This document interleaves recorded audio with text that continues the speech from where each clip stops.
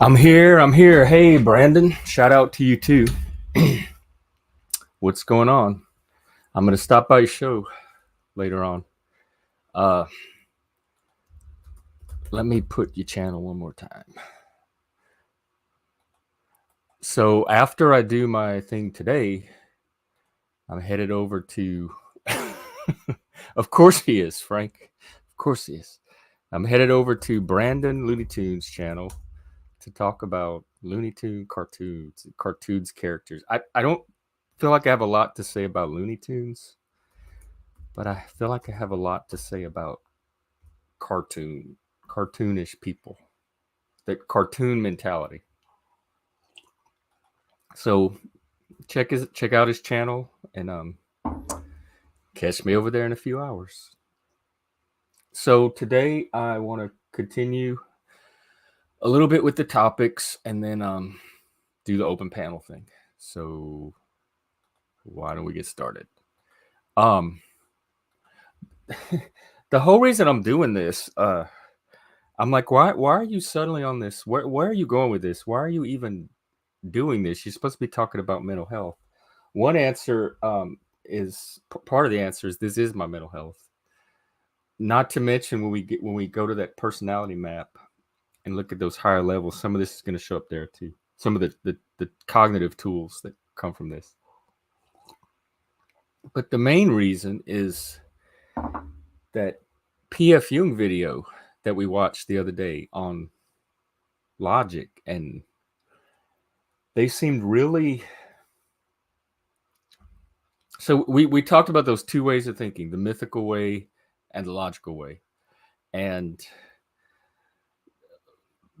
before logic developed in Greece, that was the first instance of this second type of thinking that developed. So before that, everything was mythical type thinking. And when this other type developed, even within Greece, it was a very embattled birth. It had to fight against this mythic thinking, even within its own culture. So once it was able to do that, and then started making its way, like interacting with other cultures and having an effect on them, it kind of became that logical way of thinking was established. And everywhere that logical way comes into contact with this mythical way, which is pre-logical, we see these cultural tensions, cultural splits, transitional periods, etc. So I was this seemed like one of them. It seemed like P.F. Jung was suddenly on the myth of concern side, and I was still on like the freedom and logic side. And so I say, and I've encountered it before, not even with him, but with some other people of his generation. But as I watched the video, I start like his view of what logic is and was didn't match what my understanding of it was. So I'm like, maybe they don't understand what logic is. They're so black pilled on it. Not that they don't know how to do logic, but they don't understand remember Northrop Frye talked about not just this new logical ability or technology, if you want to call it, but there's a whole new set of social values that kind of foster the growth of that kind of thinking. And so it seemed like the social values that the social ideas they had around it wasn't the same ones I had around logic. So this is kind of it's my attempt to help the children and save them from their to bring them over to the true myth of freedom and logic and let them see their myth of concern for what it is. And kind of a because Paul comes out of Jordan Peterson. That's the guy that kind of influenced him and brought this all together for him in his mind. So I started looking at Maps of Meaning, and I've tried to read it before. I've tried to read it 2 or 3 times before, and I have the same experience every time. My first experience is this is just Northrop Frye repackaged. Like it's nothing I haven't seen before from Northrop Frye. And the second thing is his writing is cringe. I just can't get past the way he presents it. I don't know if it's his style or the method of presentation or what, but it especially since I'm so grounded in Frye and all that, like that whole tradition. Jordan Peterson is not really offering me anything original. So I went back and looked at Maps of Meaning, and almost everything I'm talking about is right out of the first chapter of Maps of Meaning. Jordan Peterson even quotes Northrop Frye in that paragraph. He has a whole paragraph from Frye that he quotes. So everything I've been saying over the past few days, it's also kind of a critique of Jordan Peterson too, since that seems to, if their understanding is different from mine, and to me distorted, maybe mine's distorted, we'll find out. The distortion seems to be coming from maybe Jordan Peterson, this Maps of Meaning. So I think Northrop Frye provides a much better map of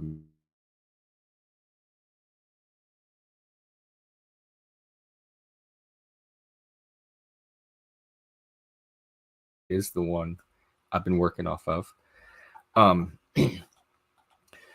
So I guess that's what this is. It's kind of the Jordan Peterson crowd, but it's an attempt to offer an alternative look and perspective at myth and the stuff Jordan Peterson talks about. But I mean, if you think about it, watch, I'll show you. Oh, hey everyone in the comments. By the way, I learned that it's hard for me to present and do comments at the same time. So I'm gonna just present and then I'll go back and I'll catch up on the comments. So if you have any questions or comments, please put them in there. This is right out of Maps of Meaning. The world that is, the world that should be, the world we live in, the world we want to live in, etc. And if you he talks about myth like all the myths of the past as a map of meaning, a map to meaning. Northrop Frye, same thing. The hero's journey. We're going to talk about that. I think I've done an entire stream on the hero's journey.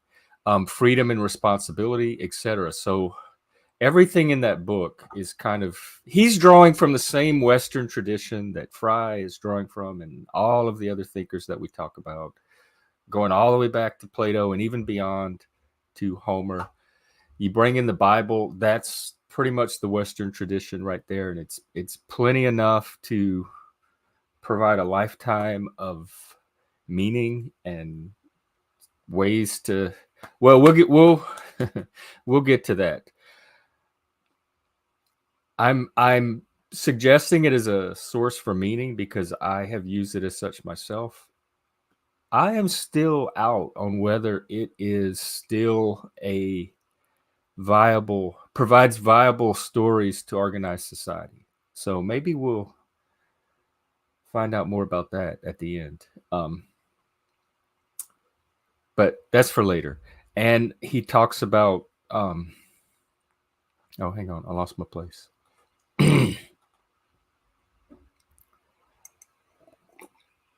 So there's kind of these two types of thinking, and one of them, the second type, the logical type that emerged, tends to look at facts as objects of study. What are the real things in this situation? Anything that happens, any event, any stimulus, whatever in the physical environment, we'll call that a fact, and they try to study and find out what is this, what is about, how does it work, etc. And this mythical type of thinking tends to look at facts, the same facts that happen in the external scientific world, let's say, as story elements, as elements in this story that we all carry around inside of us, this myth, this personal myth or mythic structure that we've derived from society and or from our own experiences, etc. The facts become elements in those stories, and that's where the meaning comes from. So once these facts are placed into a story, we have emotional reactions to them, we have thoughts about them, they generate like images and imagination, and this whole set of dynamisms gets set off inside of us. And that's different from how the scientific logical view approaches fact. And just kind of one thing I want to point out for the future, because I'll be talking about it later. when we place these facts, like the whatever happens in the outside world as we encounter it, and we place it into our story, it becomes fact. It becomes encoded in us as memory. So this kind of external world we've been talking about appears in us internally in a very individualized, idiosyncratic, personal way as memory. So just keep that in mind. And the hang on, I made some notes here and I'm trying to decode my own notes. Oh yeah, so we talked about the two factors, the bodily factor, the body. The body is going to be very important. The physical drives. It shows up as emotion. It shows up as drive, impulse, the impulse to do something, an urge, appetite, desire. Um, that's a lot of the influences that we get from our body. And then this social influence shows up as stories that we encounter or tell ourselves or other people tell us. It shows up intersubjectively as we interact with other humans and we start to exchange these stories and alter and build new stories in response, etc. And it shows up as memory. So this kind of social factor becomes internalized biologically, physiologically, even as memory. Um, and one thing Frye pointed out is how when this logical thinking starts to develop in a culture, it can kind of turn itself back and look eventually, like initially it studies physical objects and facts, but eventually the culture itself becomes one of those facts, starts to be able to look at this culture from this very kind of detached, logical point of view and notice things about the culture that people within the culture that are just in kind of the story of it may not be able to see, and it can cause some resistance and clashes and friction. So this myth of freedom and myth of concern, or mythical way of thinking and logical way of thinking, are often in tension with each other, both internally within ourselves and within society externally. And that's what I want to look at, and because I think that's the kind of the foundation to some maps of meaning, some perspectives, frameworks, paradigms that we can start to build to help us look both at our modern society and at ourselves. It's kind of like the Greek myth of Zeus and the Titans. You know, the Titans were the kind of real primal gods of Greek, or beings, entities, whatever they were, of Greek mythology. And then Zeus and his gang came along and conquered them. And they were the ones that brought logic and order and structure and allowed the Greeks could organize society around the Olympians. So that's kind of what happens when the logic arises, and the mythic side of us appears kind of as like the Titanic side, and the logical side is kind of Zeus trying to overthrow that. So that little myth is playing out constantly within us and constantly in society. And every group sees other groups as the Titan and themselves as Zeus. So we got to figure out where the Titans really are, if any, and who Zeus really is, if any of us, so we could maybe figure a way out of this. So when I talk about anything, a work of art, the Iliad, Plato, a philosophical treatise, a YouTube video, anything, I'm going to start, because one of the problems in art history and literary criticism and etc. is there's not really a unified term for a work of art that carries meaning versus like something scientific. And so I'm going to use the word content because I think our modern age gives us that word as a option, and I think it's perfect. So everything is, the Iliad is content. Northrop Frye's essays is content. What I'm doing here is content. So it's we can talk about it all as content. So I want to this is oh yeah, so we talked about how this logical way of thinking, the social values that surround it, are the values of freedom, truth, individuality, it versus the collective, etc.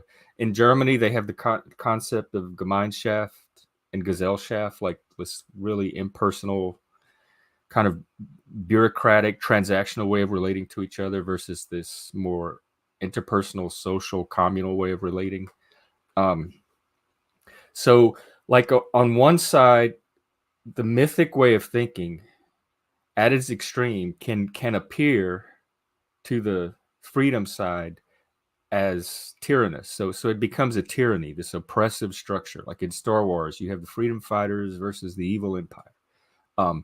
And there's also another set of polarities there, which is truth and meaning. So this mythic side is where we get our meaning. That's the story that we fit the facts into, that provide the richness of experience, the emotion, the imagination, etc. And then on the scientific side, we have the truth. Like, so we have the truth versus meaning axis or polarity as too. And then we have the individual versus the communal. And the individual is something else that arose out of Greece. Again, I'm going to quote from E.R. Dodds, The Greeks and the Irrational. The liberation of the individual from the bonds of clan and family is one of the major achievements of Greek rationalism, that second type of thinking that we talked about, and one for which the credit must go to Athenian democracy. So we see this like search for truth, or this new way of looking for truth, originate in the same historical context and milieu. We see this idea or concept of the individual and the democratic social values that surround it originate there as well. And we have the concept of freedom set against tyranny, the individual against the group, etc. So these are kind of the two clusters of coordinates for these two ways of thinking. Now, what I was going to try to do today, and I still am, I think I'm going to take a break and look at comments real quick. Wow. Okay. Yeah, Looney Tunes is going to be a nice break after this. All right, let's see. Fallout New Vegas. I don't know what that is, Rick. Is that a video game?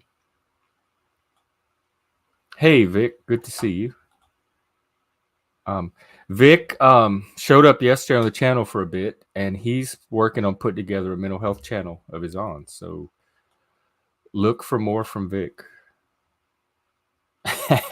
I hate Doc Martens. I have never worn a pair of Doc Martens in my life. I never will. All my little punk gothic friends growing up that I was so close to all had them, and I thought they were ugly then. I don't know why. I just can't stand the look of a Doc Marten, that little tag on them, everything. And no, I'm not going to have a swastika patch either.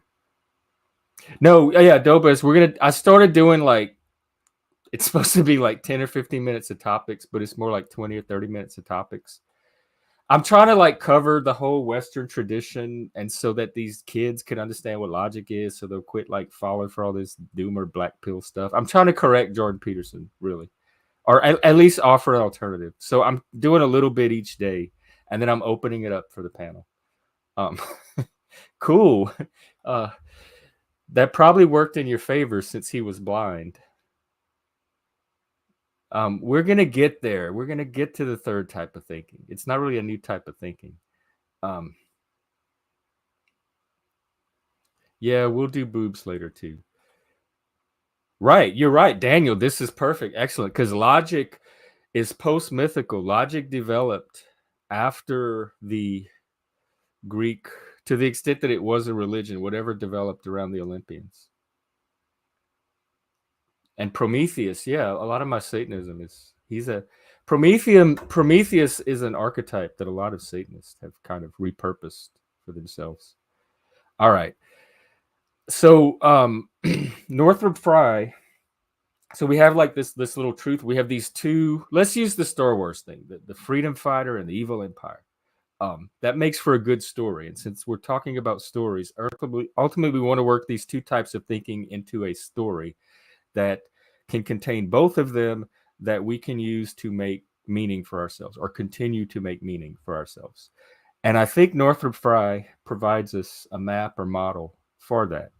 And if you think of these two types of thinking as antagonists, which they often seem to be, then you can start to cast them in stories. And that's exactly what he does, because what he does is he maps out all of the stories from, I wouldn't say mankind, but definitely the Western tradition. So we'll stick with that. But he does range outside of it as well. Um, and he kind of came up with these patterns that, and again, Aristotle in the Poetics was a starting point for all of this. And Northrop Frye clearly admits that he's attempting to build on what Aristotle started in the Poetics. So he gives us, instead of two types of thinking or two types of mythology, we're going to end up with four types. And if we start to kind of learn what these four types or perspectives or way of conceptualizing these two camps, let's say, antagonists are, Frank, come on. We'll do Brandon Looney Tunes after this, and that'll keep you coming. Or scratch that. See, this is where I can't look at comments. Let me get back to my thing. Okay, I'll check it with you in a minute. What was I talking about? The four constructs. So let's look at two of them. You all know them from like life. You have the theater symbol, the tragedy mask, the comedy mask. So we have tragedy and comedy. Those are two mythical ways of thinking right there. Those are two ways we could look at this tension between logic and myth, or individuality, freedom and tyranny, etc. So the comic structure is a way of conceptualizing and describing the integration of this new framework into an existing society, and or a displacement of it as it becomes its own new society. But whatever happens, this new, our little hero, our little new myth of thinking and logic that's trying to establish itself, successfully does. It has a happy ending, and everybody lives happily ever after. And we're looking at it as a type of thinking, but it can be an individual person set against the society, etc. So that's just kind of one pattern. You have a new thing that gets integrate or becomes part of or displaces an existing thing, and it works out well for everybody. In tragedy, you have the opposite. You have an established society that did successfully establish, and a member or an individual that represents the society itself becomes disintegrated or removed from or fallen out of society. And that's where we get the tragedy. So on one side, you have, how do we successfully integrate a new myth or a person into an existing one? And on the other hand, how do they become separated and fall away from each other? So those give us two frameworks for looking at stories, tragedy and comedy. We're going to add two more. We're going to add the hero's journey, which comes from the genre of romance, which is an idealistic, an idealizing way of looking at the world. It's the world kind of that we want to live in, and it's kind of the world that we live in as children, like as in our innocence. And then opposite from that, and these exist on a spectrum, and opposite from that, we have like a more realistic way of looking at the world as we develop out of childhood. So the movement from childhood to adulthood, it kind of parallels the move from myth to logic, and we get this really detached, ironic way of looking at the world. And that category of construct is in fact going to be called irony and or satire. So we have comedy, tragedy, integrating into a group, falling out of a group. And then we have romance, the hero's journey. So we're kind of, the hero's journey is kind of looking at that integration from the perspective of the individual successfully integrating. And we have the irony or satire, which kind of looks at all of it from the outside. So you have kind of that second logical way of looking at things, looking back at an existing mythic framework. So I hope all of that made sense. I wanted to briefly just sketch those out because we're going to build on those later. But that's going to be the foundation for this map of meaning that I'm attempting to provide to kind of clarify and correct what some people might be picking up from Jordan Peterson and other places. So I think I'll stop there for today. Let me catch up on comments. Yeah, Frank. Focus on the horns. That's what they're for. Yeah, order and chaos. And my take on that, because that's how Peterson conceives it. He conceives it as one is order, one is chaos. I don't necessarily see pre-logical myths as chaos and logic as order. I think they have an internal order of their own. And as we learned, I don't know, yesterday or a few days ago, it's like a mythic imagistic order. It's not an abstract conceptual order. So to call it chaos, I think, is a little misleading and distorting. And then but he goes a step further and he associates chaos with the feminine and order and logic with the masculine. And I think it's a second extreme and unnecessary step at association. Of course, he's doing all this mythically, but even mythically, I think there's more nuance to it than that. And I very much like the Discordian view of chaos and order, where it's the chaos and the order is in the individual human observer. It's not in the hang on one second. I'm looking for a passage. It's not in the external world. So like those are just facts moving around, whether or not they appear as order or chaos depends on us, on the observer, not on anything objectively out there called chaos or called order. And hang on, I want to find this other passage from Northrop Frye because he makes this point very well. I just have to find it. And I'm working off of a real book, so I can't really search.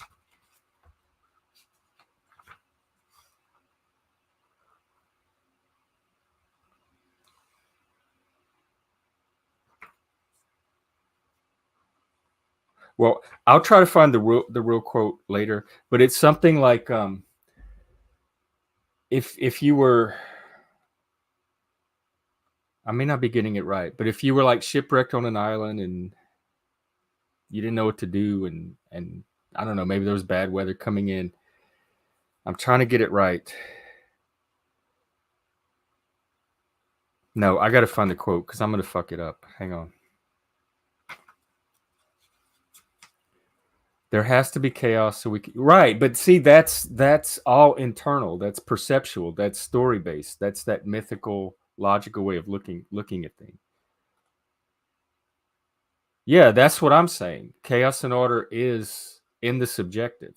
Like what you experience as order is not necessarily what I'm going to experience as order. So when the Peterson thing is like, we exist in order until we encounter some kind of anomaly, and then that throws us into chaos or like indicates chaos or shifts our thinking into chaos, and we have to find some way to restore that order and meaning. And but that what's going to be an anomaly for you is going to be different than what's going to be an anomaly for me, which means what's order for you is different than so your version of chaos and order is going to be different from mine, and everyone's going to have their own individual. Like some people think the gay pride parades are chaos, and I find them boring, frankly. I feel like they've become so corporatized. They're predictable. You see the same stuff every day. All of the magic that used to be there when I was going to them is gone. So to me, they're like just a dead structure. It just feels like order. But like some new little kid just come out of the closet, it's gonna feel like Mardi Gras to them. No, my critique was that he associates mythological thinking with chaos and logical thinking with order, and I think there's chaos and order in both. And then he associates the feminine with chaos and the masculine with order, which like people have made that association forever throughout history. Even look at Zeus. But like when I read that, I'm like, I wonder if this is why I got canceled from that group for having that friend that was in the Jordan Peterson, because it was a group, it was women, a group of women, and like maybe it was like the way he associates chaos with femininity is okay. Here it is.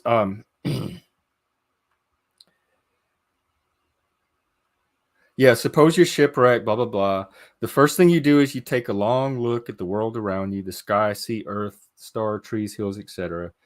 And you would see the world as objective, as something set over against you, and not yourself or related to you in any way. And then you notice two things about this subjective world. In the first place, there's no conversation. It's full of animals, plants, insects going about their business, but there's nothing that responds to you as a human.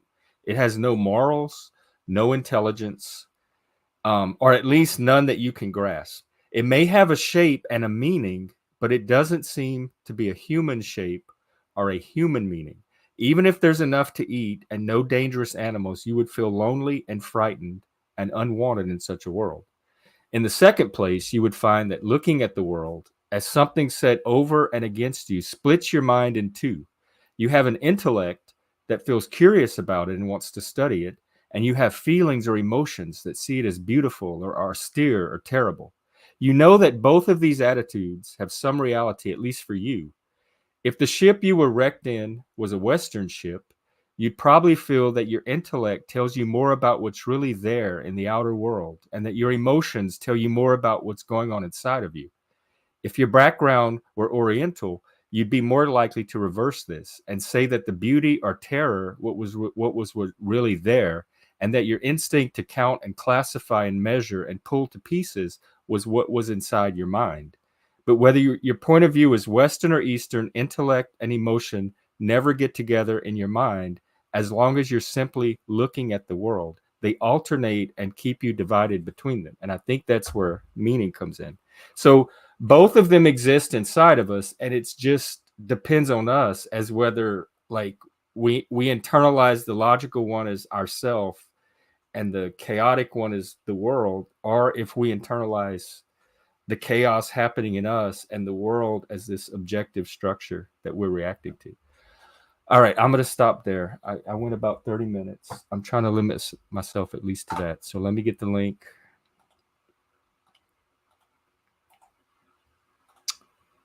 There y'all go. And we'll get the panel started.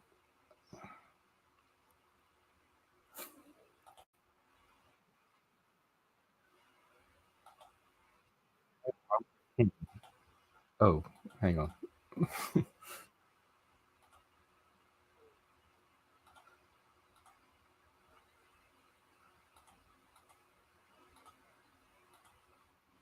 All right. Okay, panel is open. Come on up, people, if you want.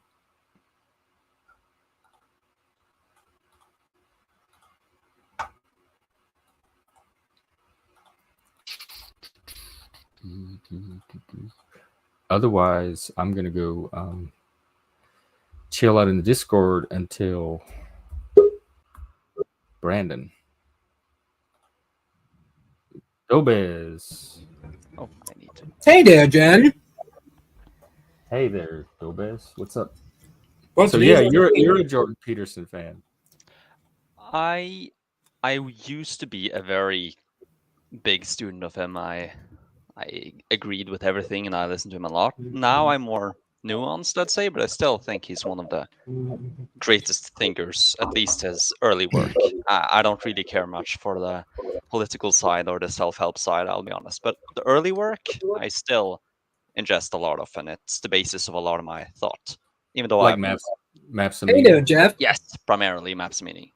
Hey, Brandon. Yeah, he seems to be a good starting point. And I went through the first chapter last night, and I didn't really see anything I disagreed with. It was kind of basic myth logic 101. But there were like little points that I think that could lead people down directions other than I would like to see them led. Yeah, I see that, and that's he isn't unique, or his great skill and what he does well isn't necessarily that it comes with any really new groundbreaking thought, although I'll say some of it is that, but for the most part, it's that he combines a lot of different areas inside the literary side. He, as you said, he's quoted from Northrop Frye, and he has taken from all of these different people, and then he actually backs it in this biological way. And I think that's a part that has been lacking, because a lot of the early work in the more, you could say, human side either goes full Marxist, or it has remained separated from the more scientific side, while he tried to actually connect it. And as a quote he has, if your idea is not supported by a theory of evolution, it's a worthless idea, or something like that. And That's the part I I was enjoyed that most part of it. skeptical about, is Jordan Peterson as neuropsychologist and the relevance of neuropsychology to myth at all. Like even if that chapter's true or not, and I have no ability to evaluate it on my own, I think myth still has a value and function, whether there's a neurobiological basis to it or not. So that part didn't even, like, you could cut that out of the entire conversation and still have a conversation about everything else that's essential to Jordan Peterson and to True, myth and to but with meaning. that part, he kind of actually backs it and makes that this is not something you can dismiss. You cannot look at the way that this myth functions and say, oh, it's just a social construction, for example, as I'm sure someone tried to do, because he actually gives the proof that no, this kind of thinking, this way of functioning, these myths and this way of thinking is our lifeblood. You can't separate it away from the human existence. And I really appreciate that side. Well, I appreciate So most of maybe is it for those that, like, so I don't need to know the biology of it to accept it as true, but is it for those that, like, if they knew the biological basis of it, then they could take it more seriously? Honestly, I don't think there was any conscious intention of that sort. I think it's just that he is a scientist. His work is science, and he combined probably his hobby interest, which is ideology and belief and myth and religion, together with his And scientific he work, tried and to tie actually it made to it fun. science. And to me, Yeah, that's the weakest part of his enterprise, because that's the part that's most vulnerable to being superseded by better science and making his work archaic. true. Although, to be fair, a lot of the recent science, like by Ian McGilchrist, has sort of fleshed out Peterson's work. Now, some stuff about the neurobiology has been retconned, of course, and proven to be wrong, but for the most part, it seems that he was generally on the right track. And at least in the 20 years since, there isn't much evidence that he's completely wrong. And to be fair, much of the ideas that Peterson have is just an evolution of Jung. It's not as if he, as probably every single modern literary critic and all of literature, is heavily based on Jung and Freud, and so Peterson just takes that, and the modern advances in technology and research is proving more and more that Jung and thus, since Peterson is a follower of Jung, also Peterson is more correct. So I think, whilst Correct. About what specifically, though? Because what are the biologists looking for? well, for example, why is it necessary for myths? We can see, does it have the effect that they say? How do we view the world? Like, you can test that. How do you perceive things? Well, For our example, brains work off of stories. I know that much. Like, just yeah, and we didn't when it's necessarily know processing that. information. Yes, or for example, language. I think there was. I don't know when I read it, but there was a study that. Well, there are two things. For example, that Arab people, their attention when they look at something new, I think went to the right first and then to the left, whilst Western people goes to the left first and then to the right, because they read from right to left, we read from left Oh to right, yeah. and that, for example. And also, I think there was something about how Chinese people view reality as evidentially different than Western due to how they structure their language and myths and concepts. And so, Yeah, that in a way, makes sense. I don't think you can really separate myth from culture, from religion, from language, from this whole side of No, human right. society. I don't think you can either, but it's the biology part that Yeah. they're trying to also attach it to biology, and that seems curious to me. Well, in my opinion, if your theory can't be grounded in biology, in the material world, it cannot be an absolute theory. It cannot Well, reach and be completely true. It can be okay. Let's put it this way: it can be metaphorically true, and this is a very useful truth, but it can't be a complete full truth, because you could say a perfect truth that isn't what if possible. it's not a truth but a practice? Hello there, Jen. Oh wait, hang on, Brandon. What's it? Your microphone's really Today's our stream. Yeah, I know. In a few I hours. reached students on my channel yesterday. Okay. Give me 1 second. I want to finish this point with Dolbez. What was I saying? Oh, fuck. I lost it. What was This I? angle is all you're getting. Because Oh, other angle is biology. not Yeah, clean. biology. Fuck. I'm gonna have to go. Can you get me back on track, or do I have to go rewatch the stream? What was I talking about, guys? Brandon, I'm gonna backstage you just for 1 second so I can get this out. Sorry. We were talking about biology, why it's necessary. Yes, truth must. No, Oh, you were talking right. about That metaphorical truth or something. that yes. Okay, so I see it as a praxis. I see it as, does it work? Does it provide meaning? Yes or no? And it obviously has the ability to provide meaning for people's lives. So the biology of it is less important to me than the fact that it works, whether there's a scientific biological basis or not, because there's certainly a practical basis where it's the evidence of experience. I honestly completely agree. It is more important for the, should we say, the metaphorical, the meaning side to be true, but you can't. It's best if you unite the two.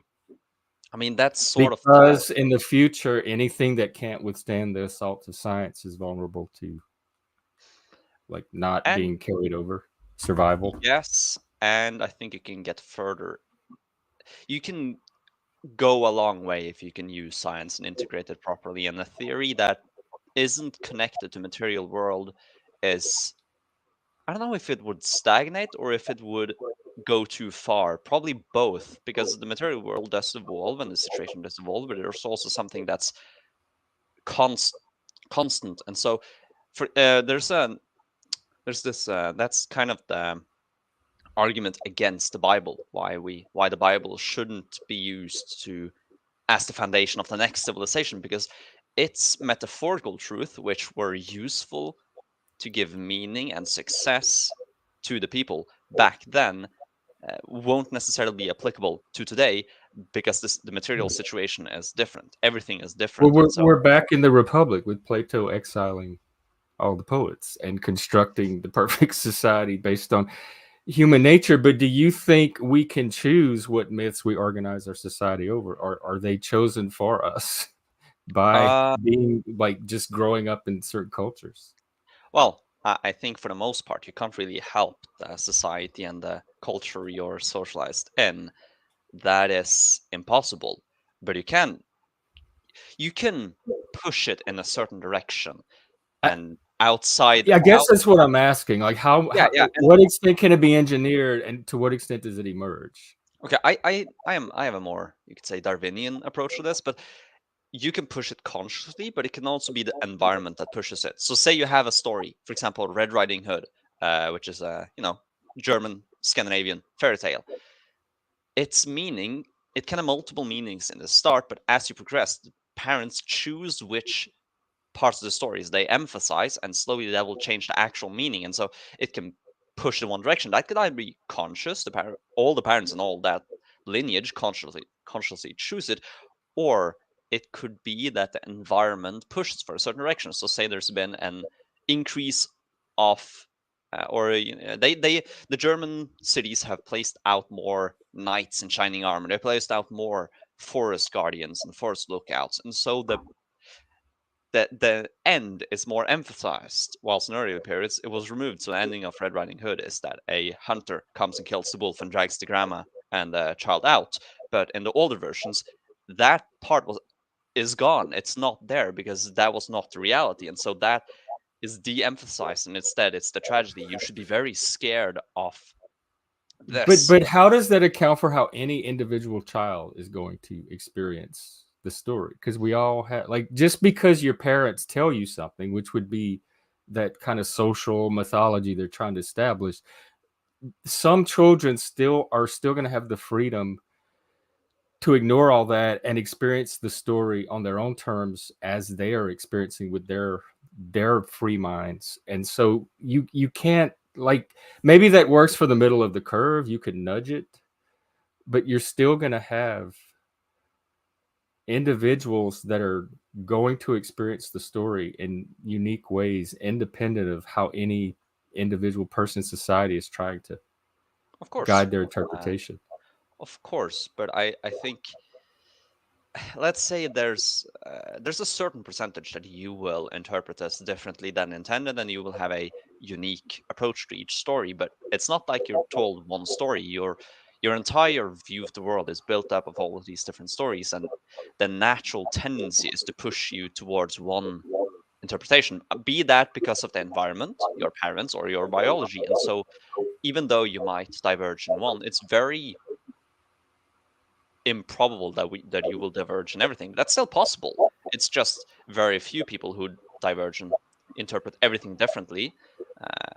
And Yeah, I think, I don't think I think we're both. I think part of us is going to resonate with some kind of social myth in some way, maybe not the way that the people presenting it are trying to get us to, but we're going to instill in ourselves some kind of some kind of story. And it's probably going to come from the stories around us, even though it, like, in whatever, like, fragmented, distorted, original form it appears in our brains. It's still going to be drawn from that milieu. And so I guess I did restream some material yesterday. do what? I restreamed some of my channel yesterday. Oh, cool. Well, So I restream this. yeah, you can restream it if you want. Okay.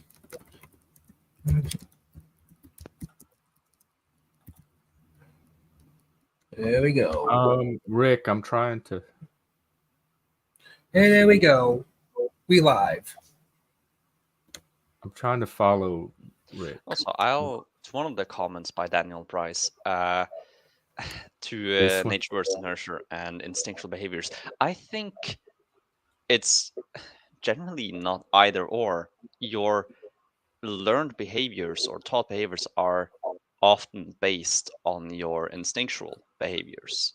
So, for example, the classic, albeit probably controversial example in the modern period is, you could say, gender roles. Why is the feminine shown as this and the masculine shown as this? It's not that every man is like this or every woman. In fact, probably today's our stream, by the way. Yeah. Oh wait, hang on, Brandon. 1 sec. Go ahead, Brandon. I'm gonna bring you back after Dolbez is finished. What do you just what do you hang said? tight. Well, you know what's dangerous is I never finish. I can go on talking for ages. Well, do your thing. Where was I? Yes. Because I'm going on his show later anyway, so he'll have plenty of me later. Yeah. So where feminine, masculine. Okay, so these are not. It's not that every man or every female is like, or woman is like this. It's more that a large enough percentage or above the majority is like this, where throughout history the general tendency is that women will act like this. So, for example, if we say 60%, or maybe between 60 and 90%, I think is the consensus, will have behavior that is in concordance with their gender. And so throughout history, even though you have a lot, and like at least 10% of everyone who lives, like at least 10 billion of all humans who have ever existed, do diverge from this, and then not a big enough proportion of the total doesn't diverge and follows their biological tendencies for the nature nurture debate to be kind of muddled, at which so if every woman has biologically evolved to think or act in a certain way, then the women in that tribe, for example, will reinforce that behavior in their children. So it's not that it's either nature or nurture. It's that it's both. Although usually nature at the bottom. So even, you can try as you might, but if a person has the natural tendency of the opposite, it's very difficult to force them to act within the roles that you wish, because their natural tendency is opposite. It's still possible, but it'll be difficult, and it'll probably not be good for them. I think I diverged quite a bit on this, I'll be honest. Well, it was about like to what extent something's nature and nurture. Because I like the way you phrased it one time, where you said nature sets the parameters. From that point, nurture. And I've heard described as like hardware and software too. Mm-hmm. Welcome, Hank. What light do you have to shed on all of this? Yes. So I read some Jordan Peterson, some Young. Right now, I fell out of love with Young and Young-based things, because it's just things like archetypes. They have holes and inconsistencies. So I'm almost leaning towards treating each entity as its own, and pretty much contextualizing more specifically on what aspect you're going to talk about, because archetypes are too mushy for me to really grab and hold onto. Archetypes are skeletons. They're not really a person. They're just a skeleton for a person, or a character in a story to grow around, but they're not a concept in themselves. You could say, at least my interpretation of it is that archetypes it's just are more patterns. skeleton. Yes. Recurring patterns. Yeah, I'm okay with them as recurring patterns, but they're patterns that I can't do too much with. So see, and that's what I was talking about. If you can't do anything with them, then there's no meaning there. So meaning is what works. What can you do something with? There's your meaning. And if archetypes are not if you're not able to do anything with archetypes, then they're not going to be a source of meaning for you. Exactly. I don't know if I'd define that as meaning. I'd agree that it's sort of a truth, but I don't know if I. Well, many people. Going back to Jordan Peterson, many people in this world are looking to things like archetypes and myths for meaning. Like, look at the hero's journey. I know in the men's movement, archetypes are very central to their sense of meaning. Yes, they are. That was not my critique mostly. I don't know if meaning, in some areas where you use meaning, I would probably prefer to use a sort of conception of truth, but because I don't know if meaning is what I have a catchphrase for that. Truth is just a feeling. Maybe it is. Yeah. In a way, the highest truth feels like truth to me. Oh. But I think I still haven't thought through how I would conceptualize meaning. I think I have, I talk about it almost daily, and still I don't really know how to do it. So. In this sense, we're contrasting it with logic, yes. like that attempt of science to be detached and objective and logical and figure out things as they are, unbiased by any human influencing. So meaning is like everything that doesn't provide, or whatever's missing from that human, and it's there seems to be some interpersonal and social component. Like, I don't know what kind of meaning you'd have on a desert island versus embedded in society. I think there's a social component to meaning, like a story component. I see your point, and I don't really disagree. I just don't like the semantics. I don't like the wording. I don't know which word to use instead. I just don't like meaning being used that because it feels wrong. But I haven't thought enough about it to know why it feels wrong. Because Peterson uses it too. Yeah, but I'm not a full follower of Peterson. I would be a bad. So you're critiquing in Peterson as well, like even in Peterson. Sure. I critique him daily. It's just that I also enjoy him. I don't really think I have any sort of model or individual I follow and look up to. I The sky is It- not blue. That's color is human. It's blue to our human brain. It's not objectively blue. Yeah. Yeah, I some do agree senses with make. Yeah, actualities. I like that. I like that word instead of truth. Actualities. Yeah. Yes. I actually. Why can't I you use use facts. truth though?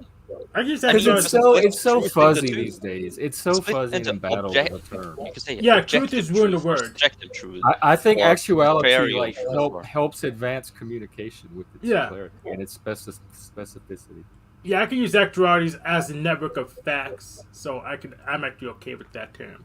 But truth's been ruined by truthers that will take something that's factually wrong, that stuff that they can't even model, and say, "Well, I believe in it anyways." So that's Because what. it gives you meaning. Yeah. I haven't encountered enough of that Oh, usage of that'd be truth us to introducing- care Well, about it. you're young yet. Young. Young. Yeah, we'll scholar. introduce you some if you hang with us. Yeah, but in the end, I mean, this might be selfish and it's probably Wait till you have I your first prefer- love and heartbreak. Oh, for sure. But I prefer to. I haven't if even had that other yet. people have ruined the word, I still like to use it because often the word is Well, useful. you can use it with me because I know what you mean by it. You and I mean it in the same way. Yeah. So feel free to use it with me. Although I don't know what word you could use, but I do think eventually we'll have to create some new words, or maybe do the classical philosophist and just grab a word from a different language and use that. Yeah, they do that all the time. Well, Yeah. we need to do it this time instead of letting the woke do it. The next language changes on us. Actually, I think is in I have heard in English there's only one word for knowing something, but in Norwegian and German and Germanic, the rest of the Germanic languages, there are two words for knowing something, or you could say knowing the truth of something. You have, for example, å vite and å kjenne, which is kind of like the distinction between what we've talked about, the objective truth and the subjective truth, because å kjenne is more to actually feel the thing. You feel its scope, you feel its importance, you kind of know that thing to an extent which is not about facts. But å vite is literally, to know, you know the facts. Whilst in English, I think those two Wow. words. We have more one word in English. Like we have comprehend. But that which is- Oh, comprehend you is meant also English, close. like not modern English, but like English, the Anglo language. I don't really remember. I've just heard that this Yeah. is a Because we distinction do that have English comprehend, doesn't have the same stuff. understand, know. Yeah, Yeah. but all of those go under the same side of things. Do you have a word that is to know something? Well, that is people used to use non-factual? grok from that Robert Heinlein novel, like to grok something. Oh, I grok that. It meant to kind of like know it on an internal level beyond just the logical. Like you know it completely. You know it got its essence. I'm glad you stopped using that word because that sounds horrible. in Well, conversation. remember I went to nerd school. It was the nerds that used it. But that's the closest of a term I've ever come to something like you're describing. I grok that. Maybe you should. It hurts me to say, but maybe you should bring back grok then. Even though I it wanna sounds be the one. horrible, Hank maybe you would should be go back. Hank would be much more the man for the job than me. I would be, but I think it's gonna be easier for me to just repurpose comprehend. So Yeah, I have no problem with. I understand. I comprehend. I get that. Like the idioms I use now work fine for me. I feel comprehend is still under you could say the distinction between, for example, intelligent and wise. The intelligence is more the what, while the wise is more the why and how. I really can't tell the comprehend, difference. is still on the what side and not the why side, which is what we need. We need that sort of conception of Is that where truth, you put not just meaning? the That what, but the why? I think Is the that- why is at least more the metaphorical, the myth side that we're talking about. I don't know if I differ. Well, science can't tell us. Yeah. There's something science can tell us, like the Yes. what and the why in a mechanical, physical sense. But what to do or what path to take or what choice that like science can't tell us any Yes, of that. It can't tell us there's limits. it can't tell us what value is. Yeah. Value has to come from something else. Yeah, so we know for certain that there's limits to science. Just like such as It's a Galo's incompleteness theorems show us there's limits to just encoding stuff. We know that Wolfram's computationally irreducible complexity permits limits to mathematics. Sometimes you have to run the whole process through to know the result. And we know science itself, that just the business science takes a whole lot of money, so not every one of our questions can possibly be answered in a reasonable amount of time. I think that like since we're talking about two different types of thinking, being clear about what type is good for what problems. And scientific thinking is good for certain things. It does really well. But for other questions or problems, we need to use this other type of thinking to find our solutions. Yeah. What science is good for is to be the settlement process of facts in the universe. We can use science, that's what it excels at.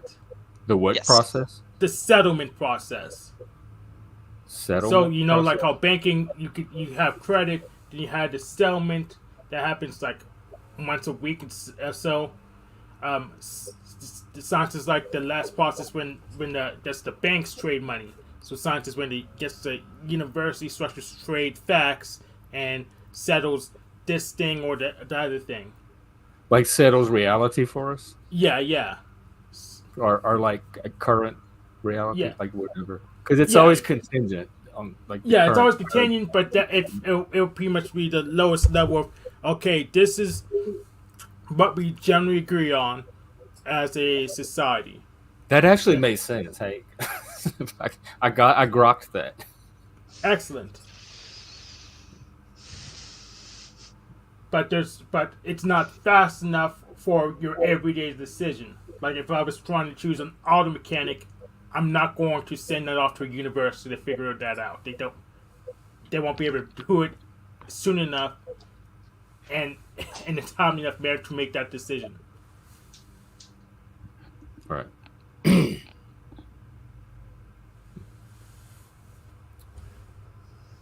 Well, I can bring Brandon on. Sure, why not? All right, Brandon, come on. Let's see what you have. All right, we were having nerd talk. Hello there. Hello. So we stream this. Yes. How's your day going? Just fine. Same here. Alive. And two new users, Dolbez and Hank. Not new. Oh, I'm not even close to new. Yeah. Or do you mean you as you have met them? Hank and I got here about the same time. Today, me and Jeff stream today. Yep, in 2 hours, I'll be on Brandon's. Do any of you guys want to come? Talking In 2 about hours, I'll be asleep. So, Looney Tunes. I'll be in Jack Talcott. Oh, you're competing with Talcott. Maybe you should have Talcott on. What about Double you, Hank? stream. Do you want to come to me and Jeff's stream? He'll be on Talcott's. what That's is probably where a lot of people are going to be on Talcott's because he streams that same time. that? Yeah, what is that? Jack Talcott? Did you answer me? He's Do you want like to- either Unitarian Universalist preacher guy kind of. Do you want to join me and Jeff's stream? Yeah, they can't join us today, but there'll be other people there. Yep. I did. I was on your website, by the way, about our stream.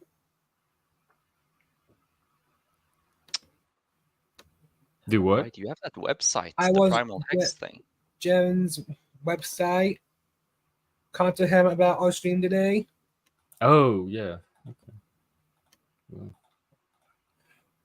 You're a good user, Jen. Hey, Daniel Barry. Good to see you. And looks like we have a new series at this time called Live Chat with Brendan and Jen.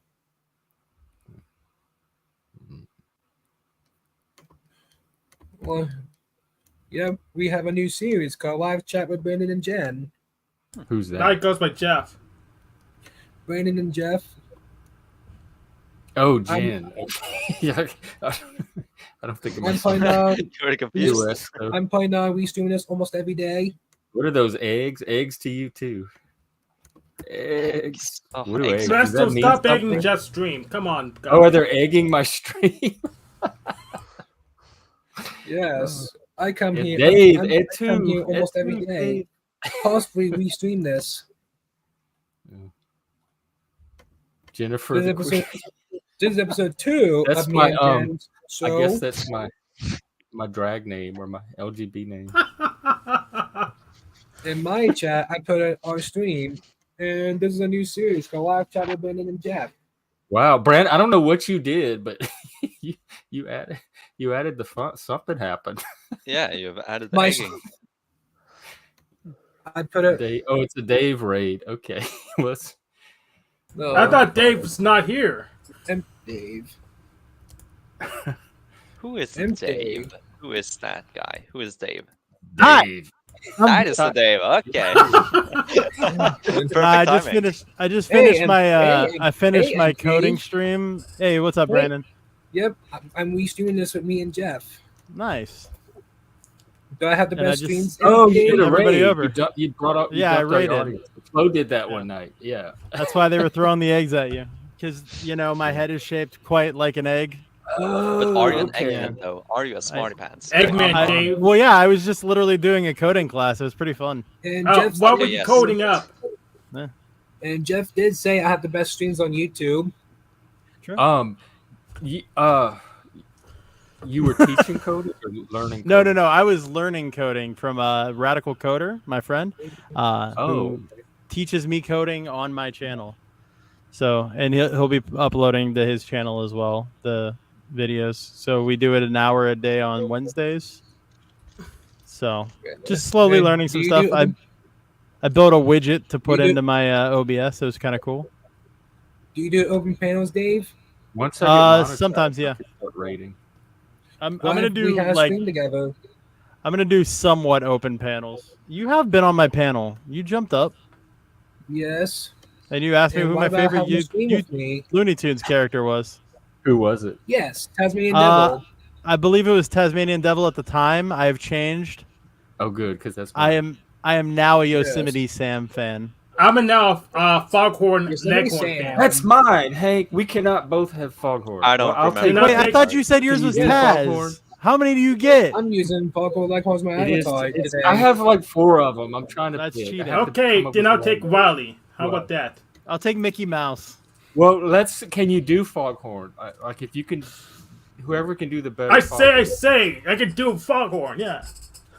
Yes, do it. Hank would be a pretty good user. to I have a say stream all day. I can do a pretty Oh, good Foghorn Leghorn. I say. Yes, that Yes. is true. What this is true. But I don't this want is it. fact right here. Actuality. Yes, and EmpDave would be a And pretty meaning. good channel to have a Foghorn Oh. Leghorn stream with me and Jeff. We give it all here, truth and meaning. Nope. And this is a new series I'm doing called Live Chat with Brandon. This is episode 2 of Brandon and Jeff.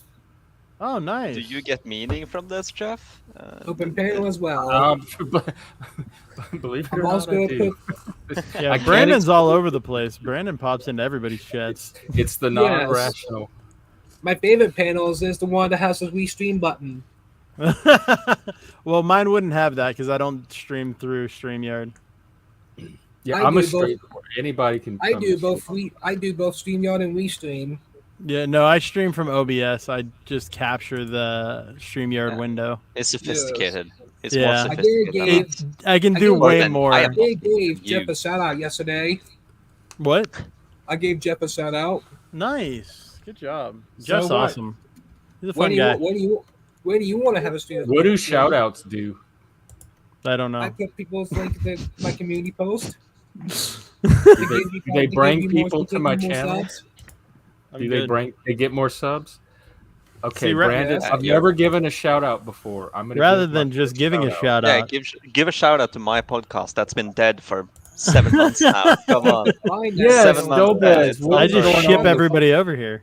What's it But I called? do The, have to. I hand delivered my chat to Jeff this time rather than trying to give him a I link. did put in all right, the YouTube Brandon. links.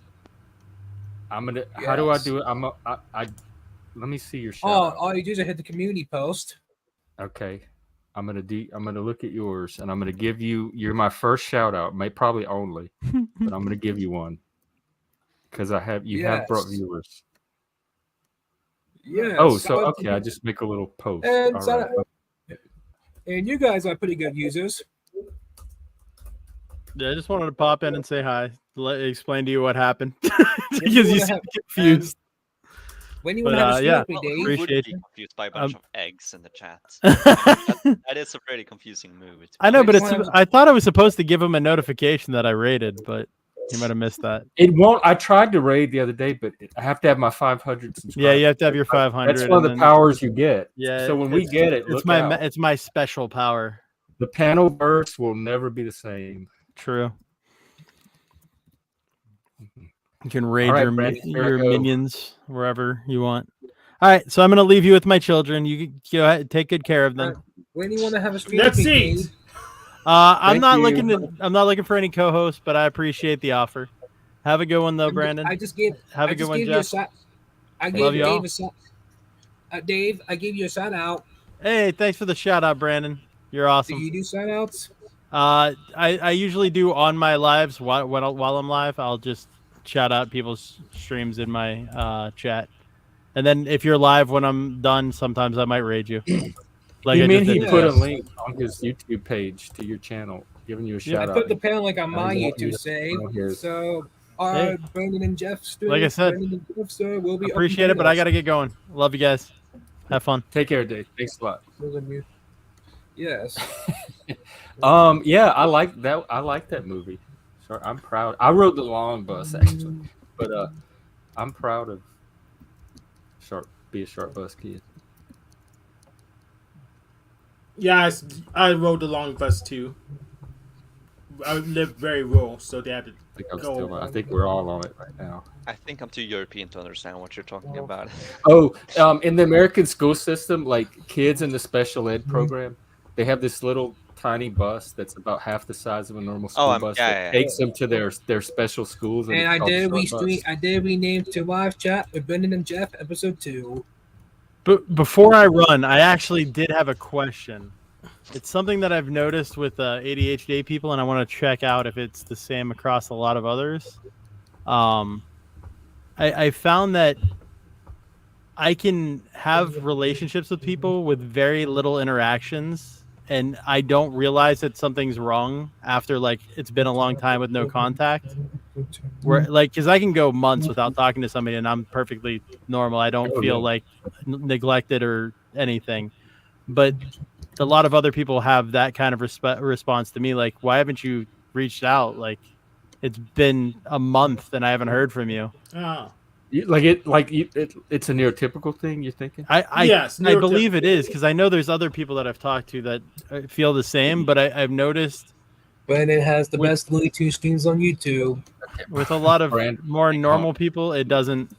When I say normal people, I don't necessarily mean normal people. I mean people that aren't ADHD. At least. I don't know about every other thing. So the strings call me an autist. I don't really have a problem with not talking to someone in months. Yeah. I mean, my friends are all busy, so we just naturally like don't talk frequently anyway. But when we do talk, we pick up right where we left off. It's like no time passed at all. So, yeah, it's the same for me. Yeah, for that reason, it's not important for me to like check in every month because I know when we do talk, whatever amount of time passes is gonna disappear anyway. Mm-hmm. Yeah. No, I think it also depends on how long you've been friends with someone. Because I have some friends who I've known for many years, and I can go silent for multiple months and we'll pick right up. But in the early part, it's impossible. You can't really, at least from my perspective, I need to act. I think of this more consciously the most, but I do think, okay, who haven't I talked to in a long time? Who do I need to talk to keep up the relationship? Because I don't want to experience any relationships from dying, you could say. So I think it heavily depends on how long you've known them. So, for example, one guy, I feel like I could go at least 6 months until I talk to them, and it would be fine. But some guys, it couldn't even be like a week. And the longer I know them, the longer the span without connection it can be. That cognition that you're talking about, though, I don't feel like that ever triggers for me, where it's like, oh, maybe I should reach out to this person so that they. Is it out of sight, out of mind? Yeah. Yeah. No, It's like- I had to begin thinking. And consciously about it in when I this day actually and age talked with to social friends. media, it's so Mhm. like you don't need to check in with everybody to see how they're doing it. Like you just go look at their page. So Yeah, nobody has to check in. And I anymore. expect if somebody has a problem, it's very easy to get in touch with me. It's not like when I was a kid and you had to call somebody on the phone and hope they're at home and time it right. Like Right. everybody has a cell phone. We all have many different forms of social media, like 30 ways to get a hold of us.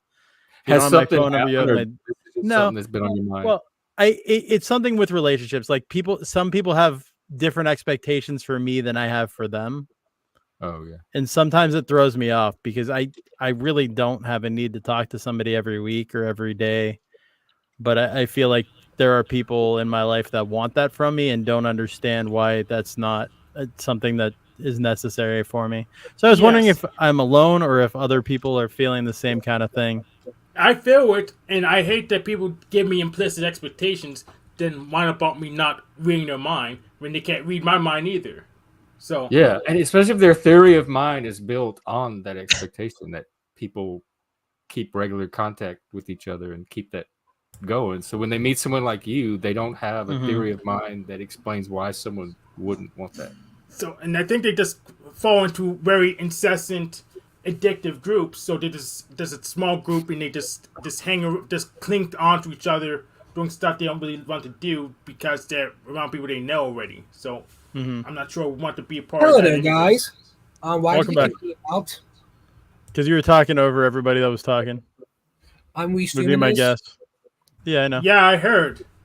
But yeah, I did have to go, and I apologize. But I really wanted to pose that question before I forgot about it. Just to see. Yeah, and well, and if you want to come up another day and keep Yeah. expand on it, I'll be thinking about it too. I'm Yeah, restreaming like I'm not this. on a time crunch, but I just want to get this done before I forget about what I'm trying to get done. Okay. I got too many things going on at once, and I will lose track Yeah, of everything if You're I don't. managing your brain. Yeah. Love you guys. Have Take fun. care. Bye. Whoa.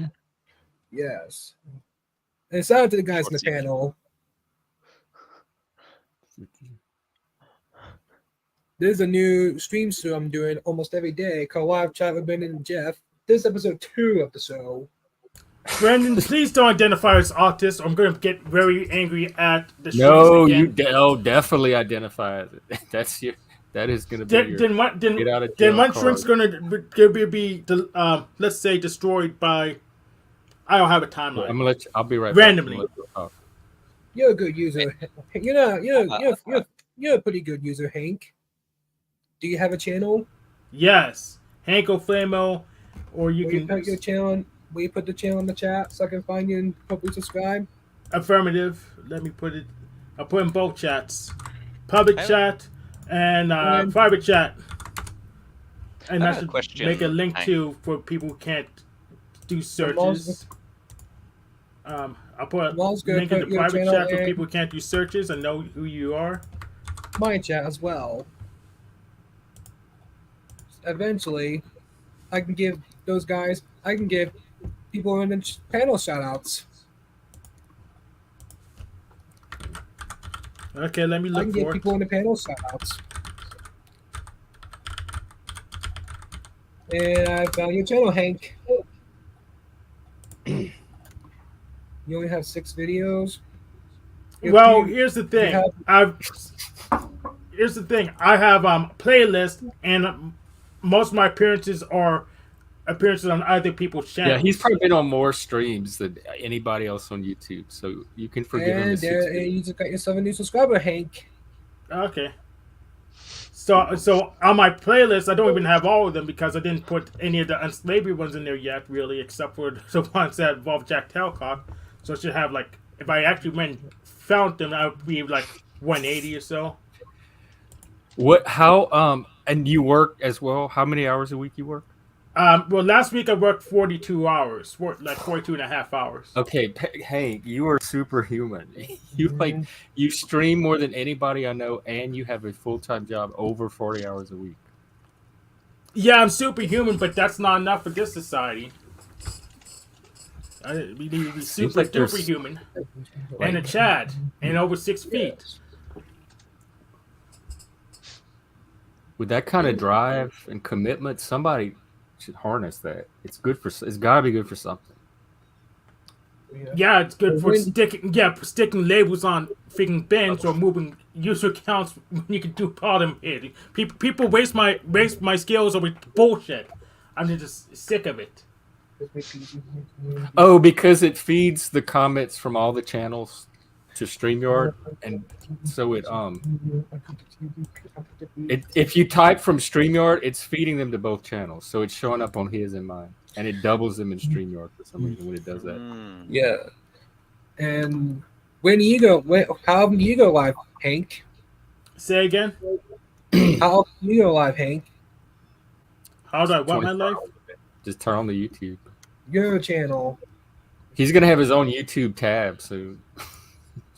And we're supposed to go live yesterday. So go to my playlist, Hank O'Flamo on panels. That's where most of my appearances are. And Iceman said bad words.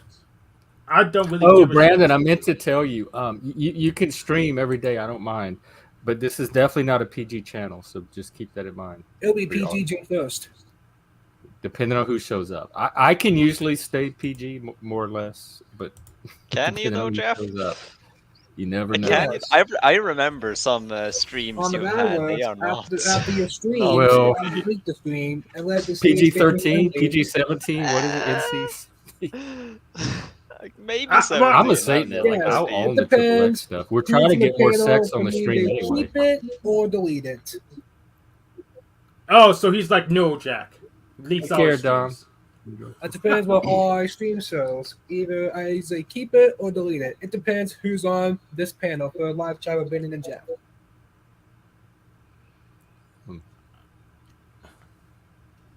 And I don't get along with most authors. I get along with Jeff most of the time, but I don't get along with most authors for some reason. Yeah, it's like because we're You have a all way with different. words. You have If a way you put with 10 words. autistic people in a room, you never know what you're gonna get. Like I fight with autistic people worse than neurotypical sometimes because our ways of seeing things are so off. Exactly.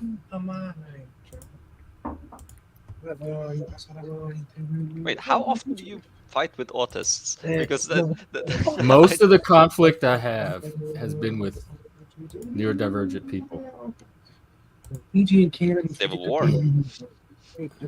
My ex was neurodivergent. The boss that fired me was neurodivergent. The trans kid that got me canceled was neurodivergent. Like the neurotypical people, I almost don't fight with at all. Yeah, They seem to know how to like adjust and just flow. Yeah. It's the Yeah. autistic people that get locked into like these really rigid ways of seeing things, and the conflict happens. Yeah, most of the authors tend to be cargo cultists, and they're just irrational, and it just can't. It's hard to perspective take. That's another reason I'm presenting this material, because I think it's going to give us a tool for Yeah, to James make it easier to start seeing other perspectives as well. Yeah, I got really good at context shifting, so I can see other people's perspectives, but I usually use it to trade with them. To annihilate them. Yeah, that too, but not most of the time. I try not.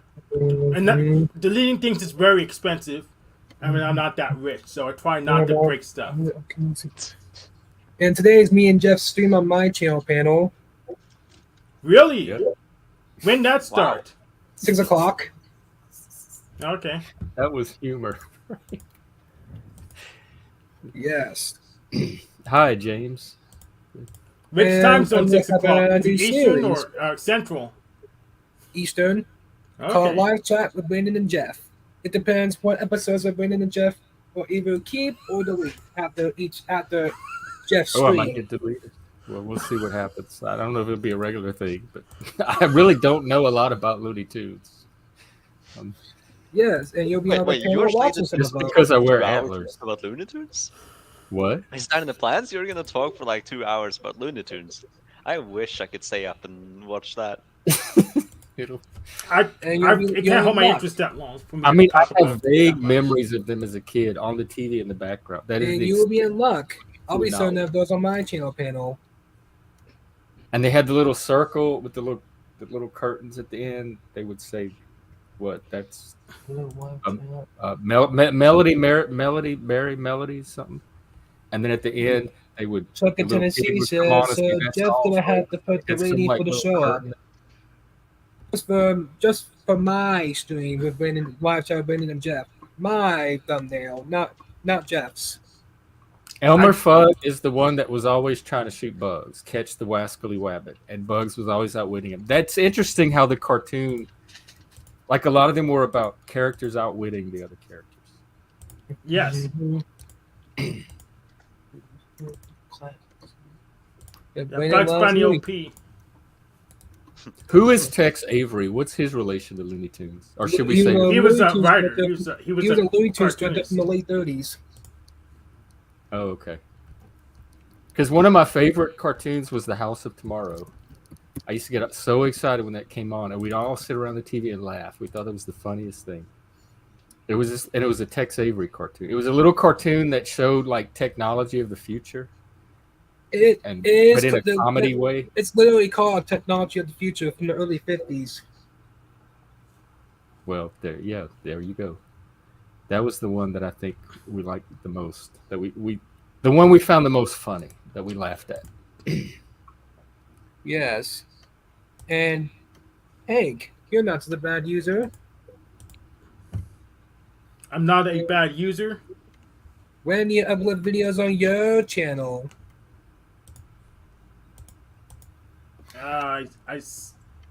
You could see them. I have a couple in-depth videos.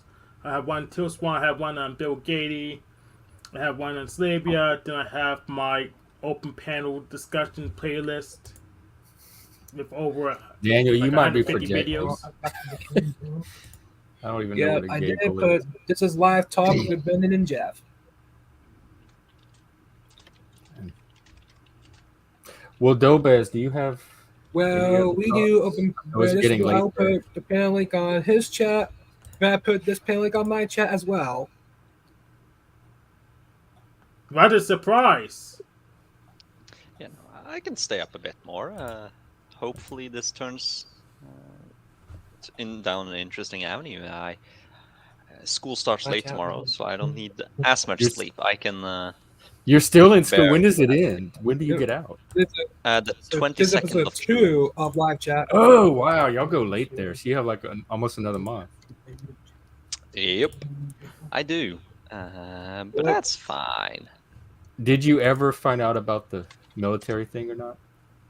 Oh yeah, I went to military testing, and I managed to avoid by purely coincidence and chance. Like the guy, he really wanted to get me in and was angry he couldn't take me in. And if I had been called in for the testing 2 weeks earlier, I would have been drafted. Either I wanted or not.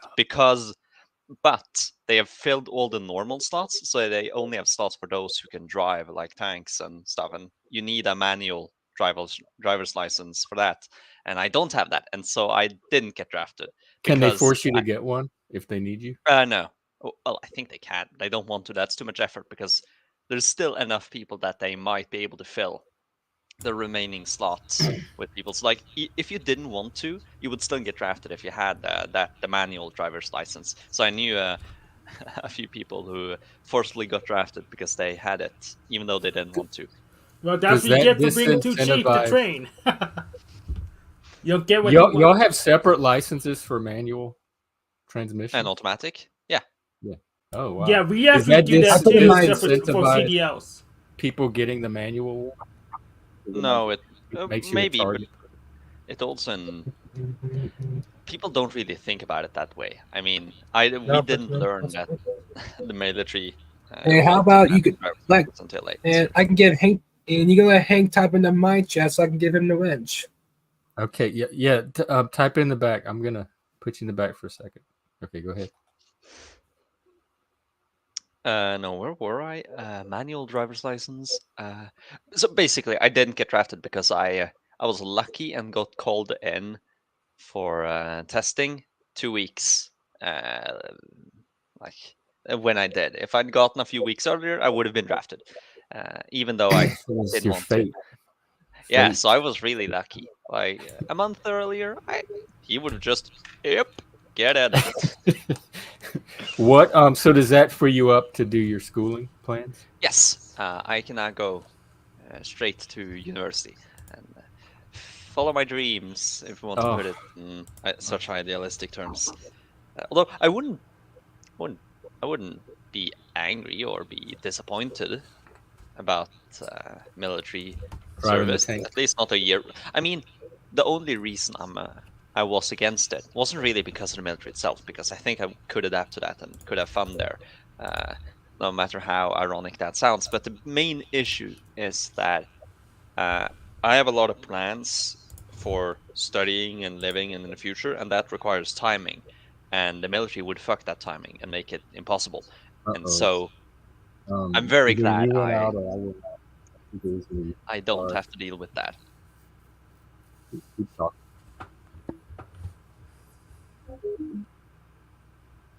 So yeah, basically I'm now free from military. They can still call me in for civil service, and I'm still liable to get called in for some civilian training and civilian service until I'm 44, I think. But generally I'm completely free. So which country? Israel? No, Norway. Norway. We border Okay. Russia, so we have to. Those Ruskies, they are right on our border. Oh, absolutely. You're right. Y'all just did what? Pakistan? I mean Palestine statehood thing. I saw the headline. Norway was one of the countries. Yeah, it's mostly because Norway has this. Okay, so I don't want to become too complicated, but the how Norway used its politics in during the Cold War was basically, even though we're NATO allied, we wanted to pose ourselves. Wait, Jeff, there's some echo on your side. Could you perhaps mute whilst you're not talking so we don't hear it? Thank you. I don't know why there's an echo on your side. Is it still there? Yeah, Yes. Yakko cancel just stopped working. Yeah, so I don't know what it is. Where was I? Yes. So basically, Norway had this strategy that we, even though we were NATO aligned, we would be open enough and be kind of neutral enough so we could negotiate the pieces. So, for example, America cannot place nukes in our country. They cannot have military bases in our country. They cannot have any troops in the north near the Russian border, even though we're members of NATO. And so we kind of have shaped our geopolitics in a way so we can be a place for negotiation. And that's what we did. For example, a lot of the early talks between Palestine and Israel was in Norway, the Oslo Accords and all that. And so this recognition of Israel is just in the same vein that, okay, someone needs to negotiate and be the place to negotiate between Israel and Palestine. And so we've always been a negotiating place. And the last major negotiation between those two was in Norway, Oslo. So let's do it again. And the reason you do it multiple countries is it gets more recognition and more it's talked about more and more power and weight behind it. Although I think it was probably a dumb move because the BB administration is not open to negotiation at all. So I think it's kind of you get branded as allies of Hamas whilst removing any possibility of negotiation because BB and his administration is not open to negotiate on the soil of anyone who recognizes Palestine. So I understand why they did it, and it's consistent with Norwegian political strategy that we have been doing since the end of the Cold War. The start of this Cold War. But I don't think it's effective this time, and I will probably be controversial and say it wasn't effective. It wasn't effective for most of the Cold War. Some parts of it was effective, but generally our politics weren't really effective for what we said, other than giving Norway prestige. So we didn't really solve problems. We just made Norway a more important place. Oh. Yes, that's the general breakdown of that from a political science background. So not any really thing to get worried about.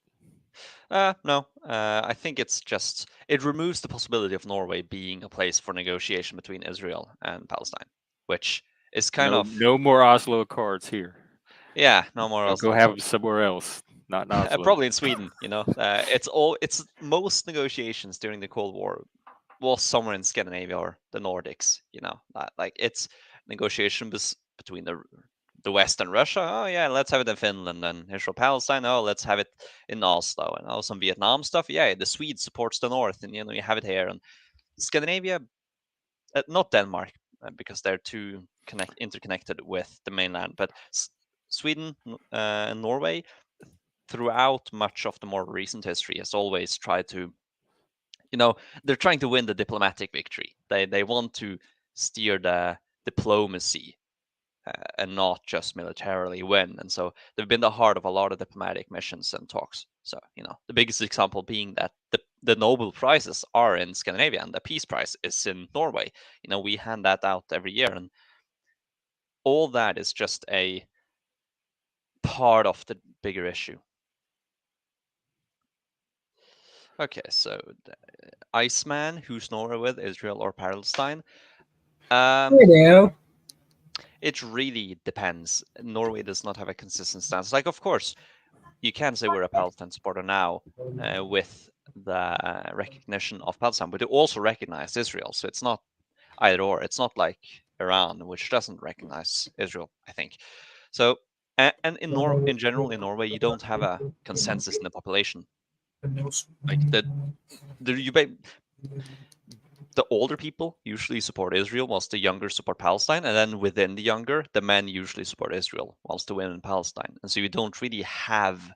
Well, actually, I'll have to go back. Norway definitely supports Palestine, but not Hamas in Gaza, which is the source of the conflict. Like, we've sent a lot of money in aid and development for the Palestinians in the east. The one that's not at war currently. But Norway is definitely not an ally of Hamas. Is there anyone that doesn't support Palestine but not Hamas? I think most people do want some kind of two-state solution and are willing to recognize a Palestinian state without Hamas. Yes, in the West generally, but of course in Israel doesn't want a two-state solution, and that's no. My understanding is they have tried. It's the Palestinians that have been the one holding it up. The process. Both have tried, but the current Bibi. Oh, you mean current Bibi does not want to? Yes, and Israel in general wants. I don't necessarily judge all of Israel by Bibi right now. No, of course, but he is the leader, and the way that as I've heard it, the Israeli democracy gives a lot of power to their leader to the same extent that perhaps America, but I don't think to the extent that France does. So the leader is really, really important to this discussion because they steer a nation. Especially, although there is a good critique being that Bibi does not have majority support from the population. So my impression was that he was barely hanging on. Like he's on a tightrope right now, and has to walk this very delicately. For crimes and corruption, but as prime minister, he can't be charged because the prime minister is immune from criminal charges, and so he has a vested interest in staying. Oh, he's like their Trump. Yeah, kind of. The moment he leaves, he'll be arrested, and so you bet he's going to do everything in his power to stay in charge. Okay, so that now I understand why everyone's more worried about Bibi now. But in the discussions I have, it comes out as against Israel. They don't like this one person, Bibi, and the position he's in and the type of person he is. Yes, that I can see as a realistic concern, but they never focus on Bibi. They kind of paint all of Israel as that. And so it makes the discussions harder to happen because they come off as anti-Israel or not understanding the value of supporting Israel or not being able to separate Israel as a diverse and complex country from Bibi. Yes. Although, of course, in this diverse and complex society, there is a war government where every single political party, either left or right, is in unity. There's a unitary government. So the people are definitely not united, but the representatives of the people are united in this war. Not necessarily for the goals, but they are not. There's no. Well, good. I think they should be united. Like that's good that they're Yes, united. I agree. I don't disagree with that. And my whole opinion on this war is that I don't care. This is not important for Norway or NATO. It's not that important. Israel, oh yeah, it's a decently important ally of USA, but on a world stage, Israel and Palestine are unimportant.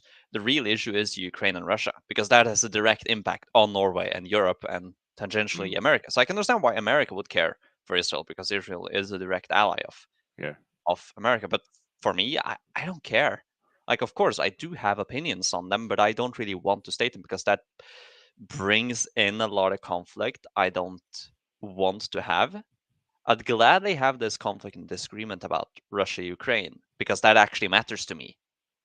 My country borders Russia. So it's not worth the social consequences. Yes, Sure. it's not worth it at all. So even though I've, well, I do like debating, so I have had some debates. I know, but in a as an American, at least, when people have reasons or feel like they have reasons or rationalize not expressing themselves, that always strikes me as weird. That because I take it that when somebody is holding back expression,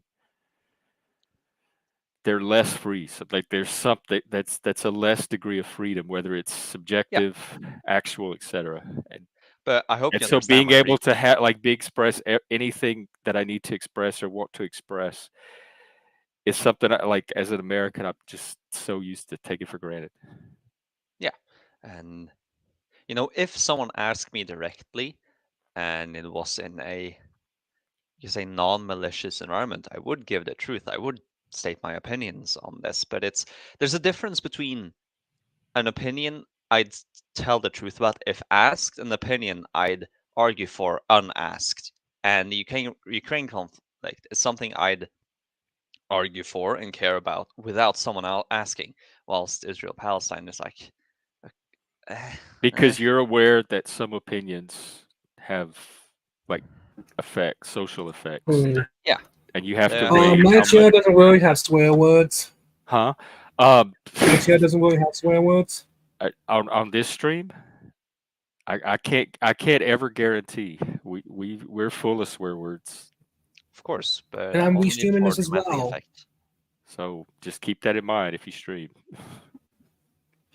And I am restreaming this, by the way. Okay. All right. I don't know what I think about your comment, Daniel.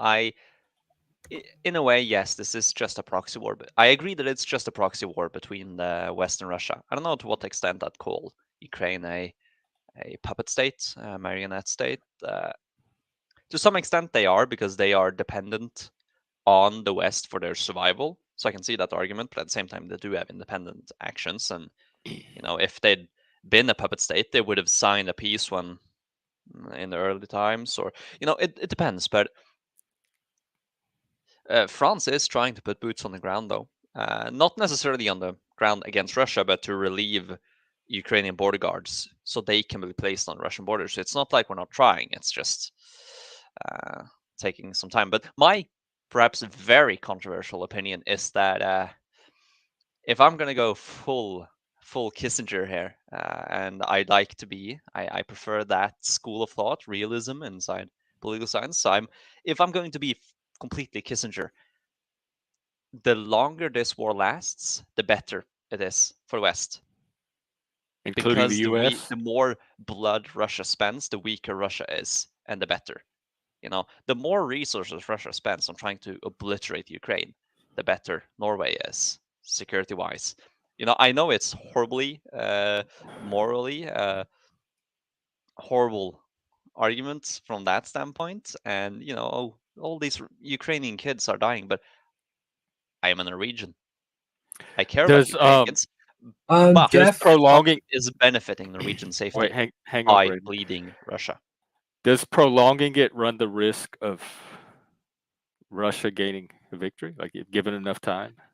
I think it's inevitable that Russia comes out of this conflict with at least something. That might just be keeping Crimea, which I think it's worthy. But we just want them to lose as much as possible in the process Yeah. before that happens. I mean, if I can go full Kissinger and be kind of heartless and a realist, but I also have morals. I don't want Ukrainians to die, even though that would be beneficial for Norwegian security. So Yeah, I agree with Daniel. This my sense of Putin too. yeah, Russia owns a whole continent like that. It's difficult to, at least for the European mind. Americans probably understand it better because their nation is a whole continent and thus has the resources of a whole continent, and that means they can survive pretty well. European people don't really understand that. We have never owned, okay, that's a lie. We have owned whole continents, but that was during the colonial times. So we've tried to kind of forget that. But Russia can just keep going because they have a whole continent worth of resources, and they have a lot of men they're willing to lose. So, Russia will probably drag this out for so long that the West stops caring and will just allow peace. And even if Ukraine gets enough resources and weapons to turn it around, maybe they'll take back the Donbas and the eastern regions. I don't think they'll be able to take Crimea. And Crimea is the most important thing they can get from Ukraine, and they have, because that's a warm water port they can use all year round, and from there they can project power into the Black Sea, and from there into the Mediterranean and the Suez and beyond. Whilst the eastern regions of Ukraine are important more for, you can say, moral reasons. Those areas speak Russian and allegedly want to be a part of Russia, but I don't, I won't trust You're their. skeptical. Like having had a taste of freedom that they want. Yes, although I don't think it's false that they originally wanted to be part of Russia. I think before this war, they wanted to be part of Russia, and there were paramilitary organizations and a sort of civil war in the east who were fighting to rejoin, Russia. But after the war, I don't think there's many in the eastern regions of Ukraine who would be pro-Russian. So I think there, part of the casus belli for Russian intervention is this suppression of, well, it's maybe actually suppression is legitimate to some extent, but at least this quote-unquote suppression of the eastern Ukrainians and them being Russians. That casus belli is kind of destroyed when those are the areas you are ruining the most with your war, and those areas now most definitely did not like you, the invading power. Oh, right.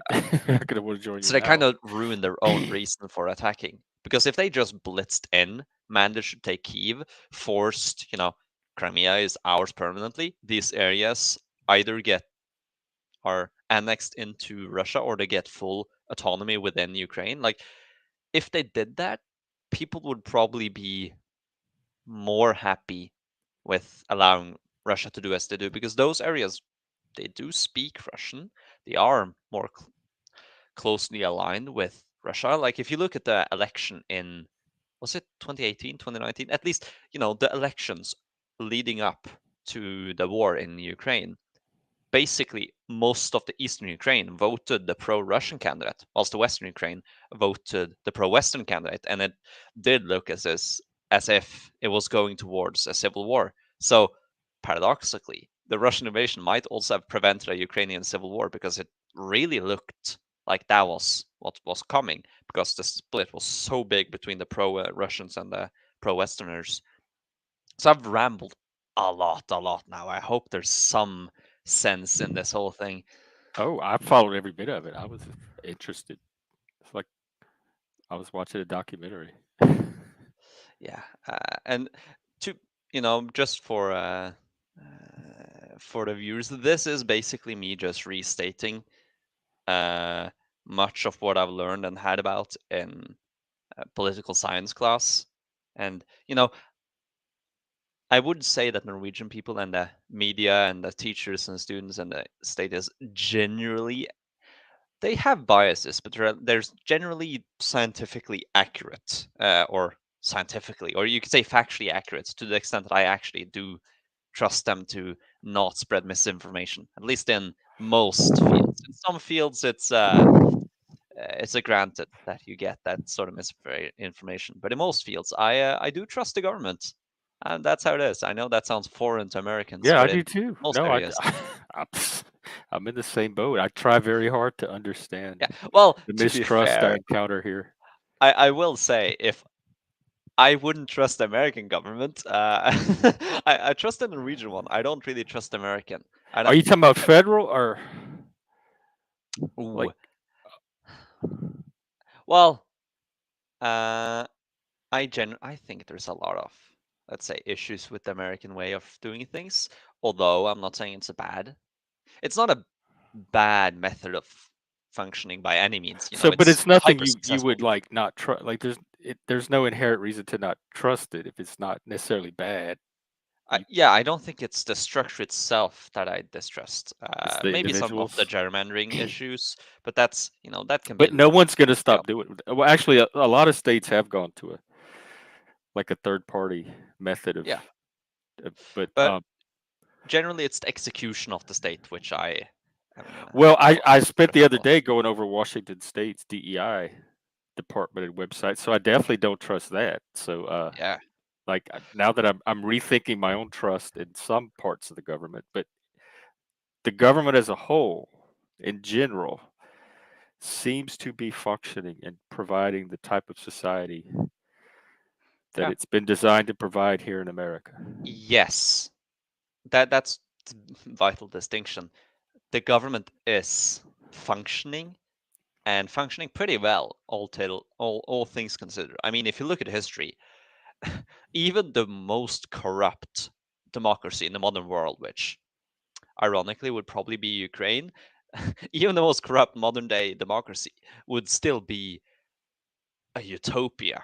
Like, yeah, I mean, 300 I years grew ago. up in Louisiana. I have very low expectations for both levels of corruption and levels of functionality. I'm used to a very crudely functioning, more corrupt than not government, and it still kept a stable society going long enough for me to grow up in and have great memories of.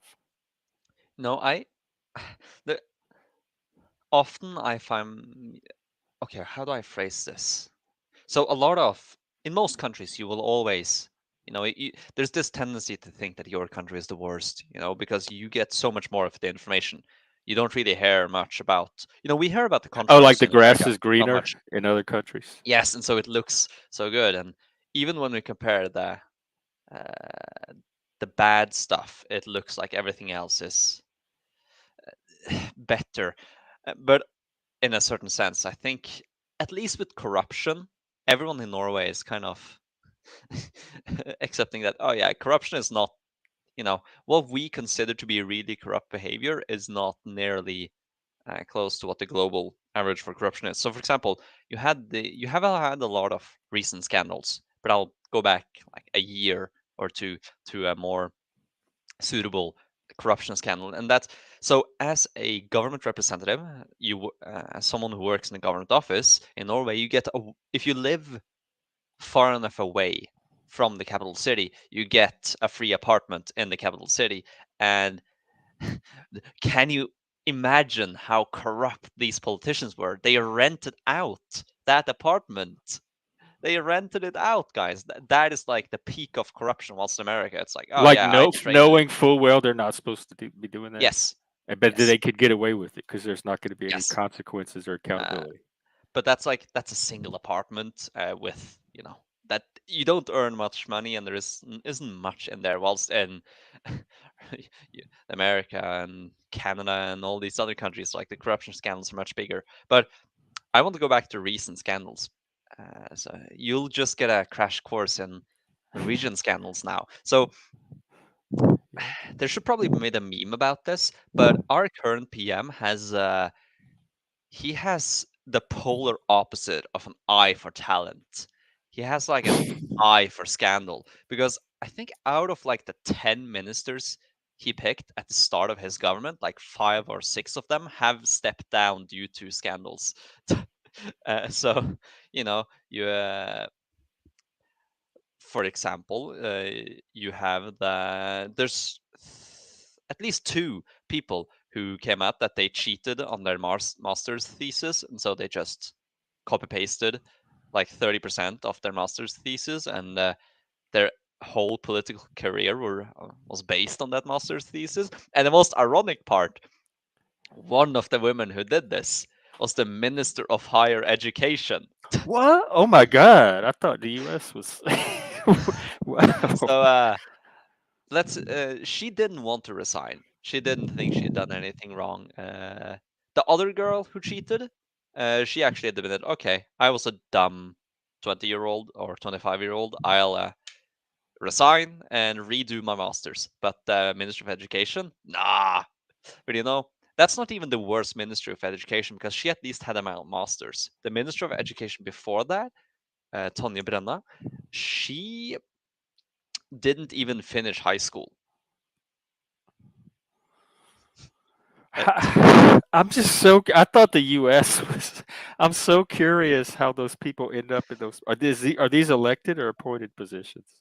Okay, so these are appointed by. Okay, well, kind of. So the way that the Norwegian executive branch is formed is that the majority party in the in the in the legislative branch, because you know, the election decides the distribution of seats in the legislative branch in the Storting, and then the majority party of the Storting is asked by the king to form a government, and so usually they make a coalition between a few different parties so they can get a majority, and then they decide who gets the seats. So it isn't, for example, in the 2000s, the you got a coalition between the conservative right, the Christian populist party, and not the populist, the Christian socialist party or something, and another party.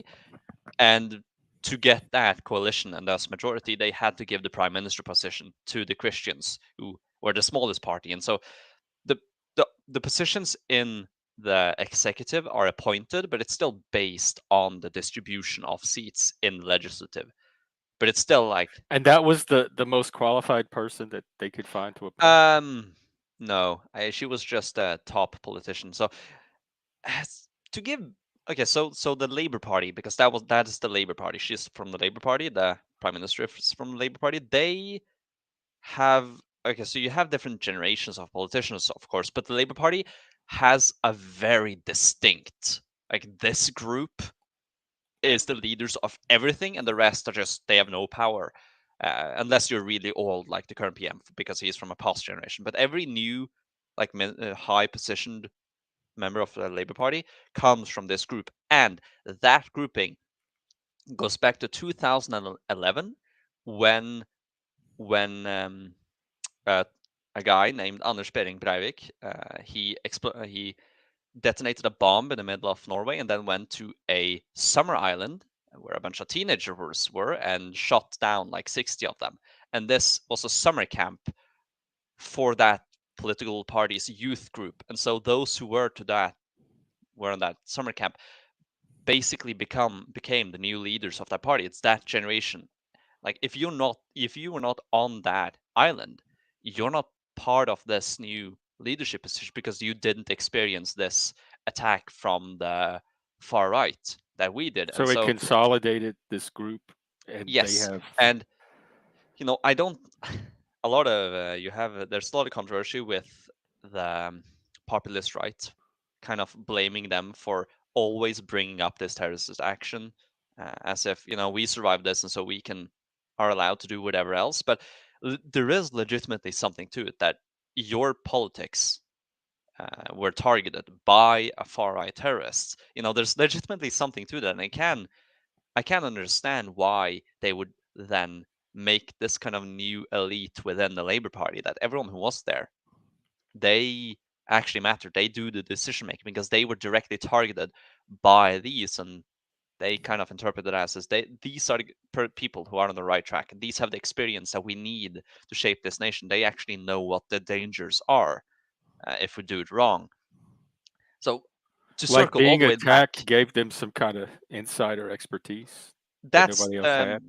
that's what I would theorize from the outside for why these people get the top Oh, position. you're like Because, theorizing why they think that, why they keep yes, putting. Okay. and so the leader, the woman we talked about, was the Minister of Education, who didn't have an education. Tonje Brenna, she was part of that group, and so from that position, they formed the new youth party, which then they move on to the adult party, and they are now the big dogs. In another sense, you can also think of it like this. So say you have this Labour Party, which is the biggest party in Norway, and then they collect like what is it? They collect like the 100 most or the most active and interested of the members of the party, the youth basis, every single young person in the country who supports their politics. You take them to an island, and then suddenly like half of them get killed. It's obvious that the half that survived will then be the ones to take control because all the other candidates are dead. Like if you look at it cynically, so there's a lot of explanations, but in general, that kind of launched her career to grow much faster than it probably would have otherwise. Hence why she got into the position she did. So I've talked a long while speculating and stuff, but all of this just support this single sentence about the scandal. Ministry of Education didn't even have an education. But she was part of this group.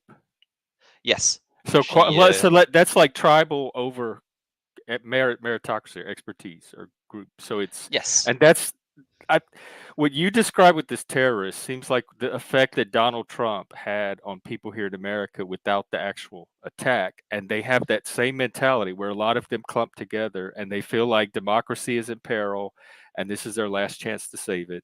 They took him off the ballot in Colorado, etc. So I see kind of the same thing happening here, but just through their imaginations alone, without even an actual attack. And let's hope you don't need another 9/11, because I think Well, I don't proportionally think, this does anyone ever need a 9/11? No, I think I remember doing some calculations, and I think proportionally to the population, this attack is basically our 9/11. So you can consider it like if 9/11 actually hit the Pentagon, then the surviving politicians or let's say it hits the White House, those who survive are the ones who will dominate the next political order because they survive. That's kind of similarity you could make. I'm gonna just close the window because it's getting cold. Brandon, I'll sorry, I forgot you backstage. I'll let you on. We have about an hour, so I'm gonna. And I did have to. Huh? I'm trying to restream this. I did have to shut it down earlier. There. Yeah, that's fine. You'll probably hear things on here that will cause you to have to do that. But I'll go meet you. I'm gonna wrap it up here and go get ready to go on your stream. So I'll meet you over there when it starts. Yes. And I'll put your channel again so people can have it. What you say you're streaming every day. Mm-hmm. I want to restream this with you every day. Well, you can. I just can't guarantee it's always going to be PG rated. Yeah, I had to delete it because the swear words from you. Yeah. Well, I'm a Louisiana boy. Chat with Brandon and Jeff.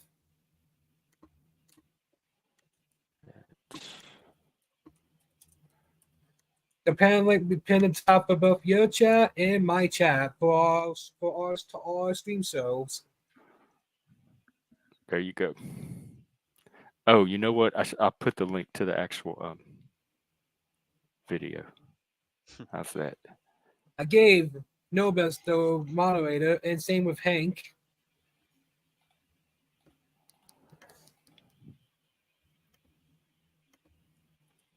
Okay.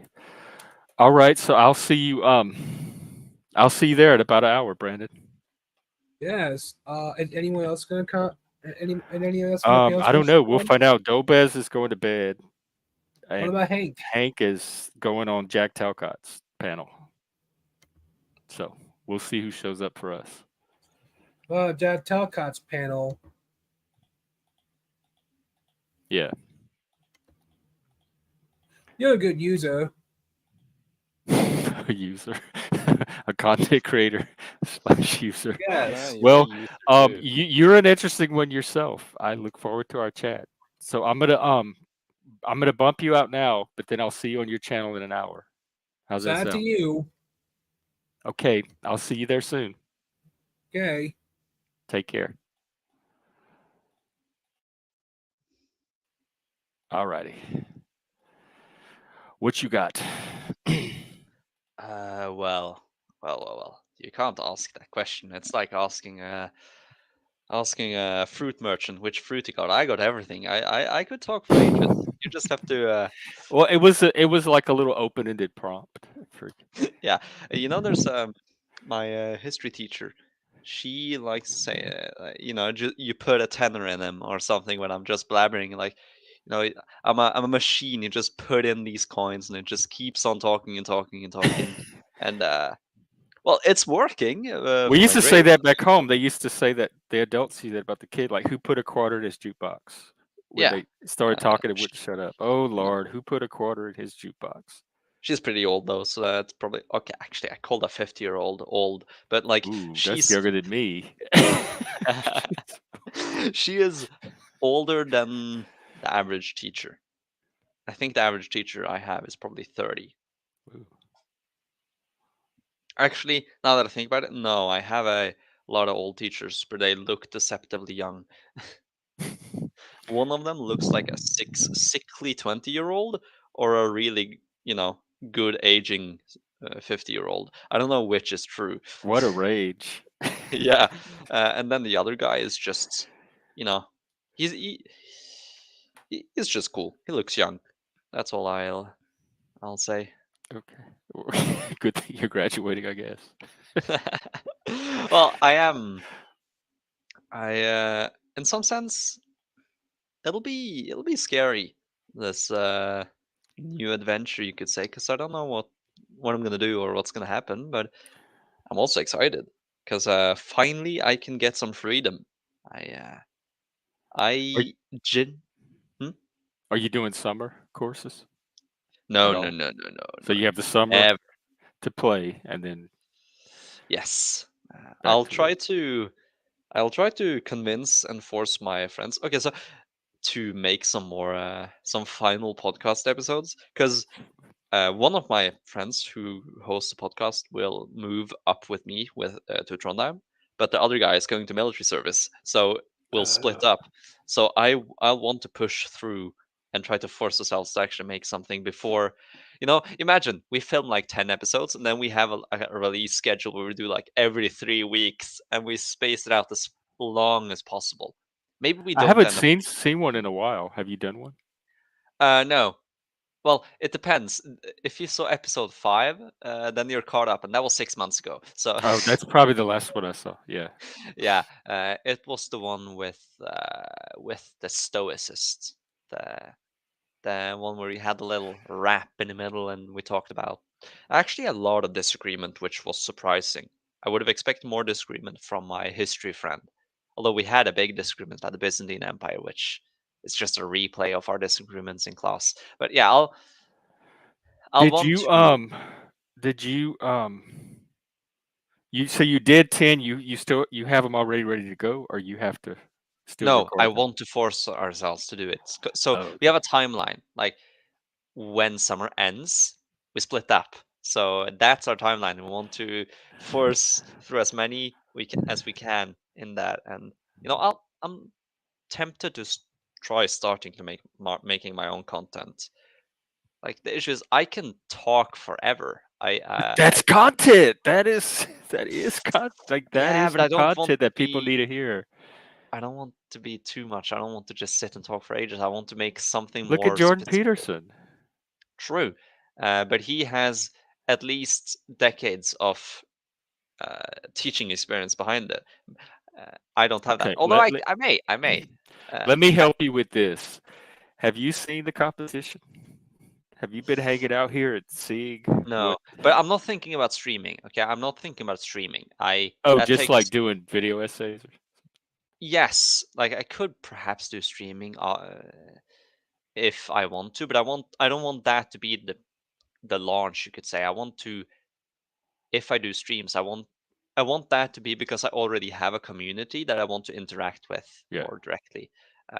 And I know it's probably different for you, but to me, streaming seems kind of tedious because it has to be so scheduled, and well, it doesn't have to be scheduled, of course. And I think it's also that I'm just of scared of doing anything wrong, saying anything wrong. Although Oh Lord. saying that, That's- I've been on this panel quite a few times, and I don't think anything I've said is completely diabolical. There's a lot of stuff I'd personally critique when I'm looking back, but and I'm done the podcasts, and we haven't edited out anything other than censoring a few names, I think, and a few. Yeah, we Is it censored one. perfectionism? Uh, yes, it's perfectionism, but I'm also lazy. So it's like I want perfectionism, and then I don't want to reach for it. Uh, and what we did think about originally to make a lot of content is that for each episode of the podcast, we would break it into short segments, like 10, 20 minute videos, maybe some shorts. As Rick is saying in the chat, like we did think about that and consider doing that. We're again lazy, so we're too lazy to do that, but we could probably publish. So we have split every single episode into chapters, which are, let's say, for example, in the Crusade Against Degeneracy, episode 4, there are, so for example, we have a 2-minute segment about the role of history, what it should be in life, and the problem with France is another 4-minute segment. So we have this potential for just releasing soul videos, and we probably should that, actually. When I look back at it, we probably should just release every single sub chapter of these as its own thing. Like, wait, what is? Okay, you have to excuse me because I'm looking through the chapters of the old podcast, and this is like 6 months ago, and I do not remember at all what I meant when I called a chapter incel suffering. Uh-oh. And it's You Mandela 3 yourself. minutes. I mean, like, what is that? And then, I found out that incel is the terms change. It's somebody who criticizes feminism. oh yeah, it has changed Yeah, I'm massively. like, well, I'm an incel. I thought it was involuntary celibate, like people that were so unattractive they felt Yeah. like they were shut out of the gene pool. I'm like, well, that's not me. Maybe personality, but no, it means somebody now. It's somebody who is anti-feminist or critiques feminism. And I'm like, in that case, I'm like a proud incel. I want the bumper sticker, the T-shirt, everything. Yeah, I wouldn't recommend that, but you can, and I see your point. So yeah, no, Are you? How are you with like turning on a camera and just talking like you did today and presenting information? Because that was very educational. It was pleasant to listen to. You have a nice flow and communication style. so the issue is that I'm more comfortable doing it here because here I'm the guest, Oh, and okay. this is your channel, and And if as I'm yeah, speaking, I know live that, okay, what I said here, I do not know enough to be able to back it and properly. So this is not stuff I would say on my own channel. I well, tend come do to it here and use this as a laboratory. And when you get it perfected, you could package it up into some nice content. or I talk about something subjective. That's what I've actually been thinking for a long time. That, okay, so you've probably heard me say this or known this about me because I mentioned it a few times or not, but I'm a huge Star Wars nerd. I don't watch Oh. much anymore, but I was. I have mentioned it to you, so you should have remembered that one I can't instance. keep up with who the Star Wars nerds are around here. No, but why I'm mentioning this is that I have considered that perhaps I should just do videos on my own analysis of the plot, the characters, what they mean to me, and Do it globally. from like a It's so meaning. subjective. Yeah, like Yeah, a it's so map to meaning subjective. So, perspective. This is a source of this is stories and yeah, the meaning it can provide. and I've considered. I have this tendency where I am lazy, but also when I get into it, I do way more than I need to. So, for example, a friend asked, like, what are archetypes? And instead of answering in Discord with like 2 sentences, I instead spent an hour writing a whole essay on my interpretation of essays. I could actually post that in the one of your Discords if you want to. Yeah. It's like 1,000 words, but like I just did that, and maybe I should just make a video of me going through that and Oh. how I interpret archetypes, because that is not, if it's from the start, this is my interpretation of what I believe in it can't really be wrong. So Right. I mean, try it. do You that. could at least make the video. You don't have to post Yeah, it if you don't like it, but you could at least try the experiment. See what you yeah, come I up with. think actually that's what I'm going to do. Although I don't have much time to do that, unfortunately, because life's going to be busy in the next few weeks. But yeah, I will. If I end up doing that, I will post it. Try to share it in your server for convenience of others. Although also on that point, there is this part of me that wants to keep a separation between my, you could say, friend persona and my sort of creator persona, and I don't like mixing all of these parts of myself. If you get what I mean. So, for example, I do not like the idea of combining, for example, this side of me, the one I'm in now, together with my IRL friends.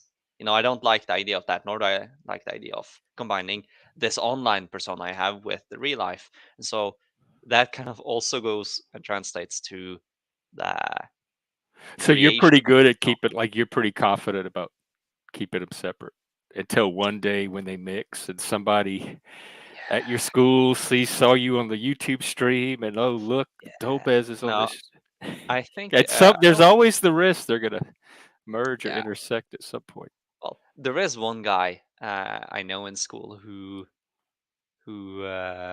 knew I wanted your podcast or panel Oh. and watched one of the videos. He liked it though. I think it was the early one, like in the very start.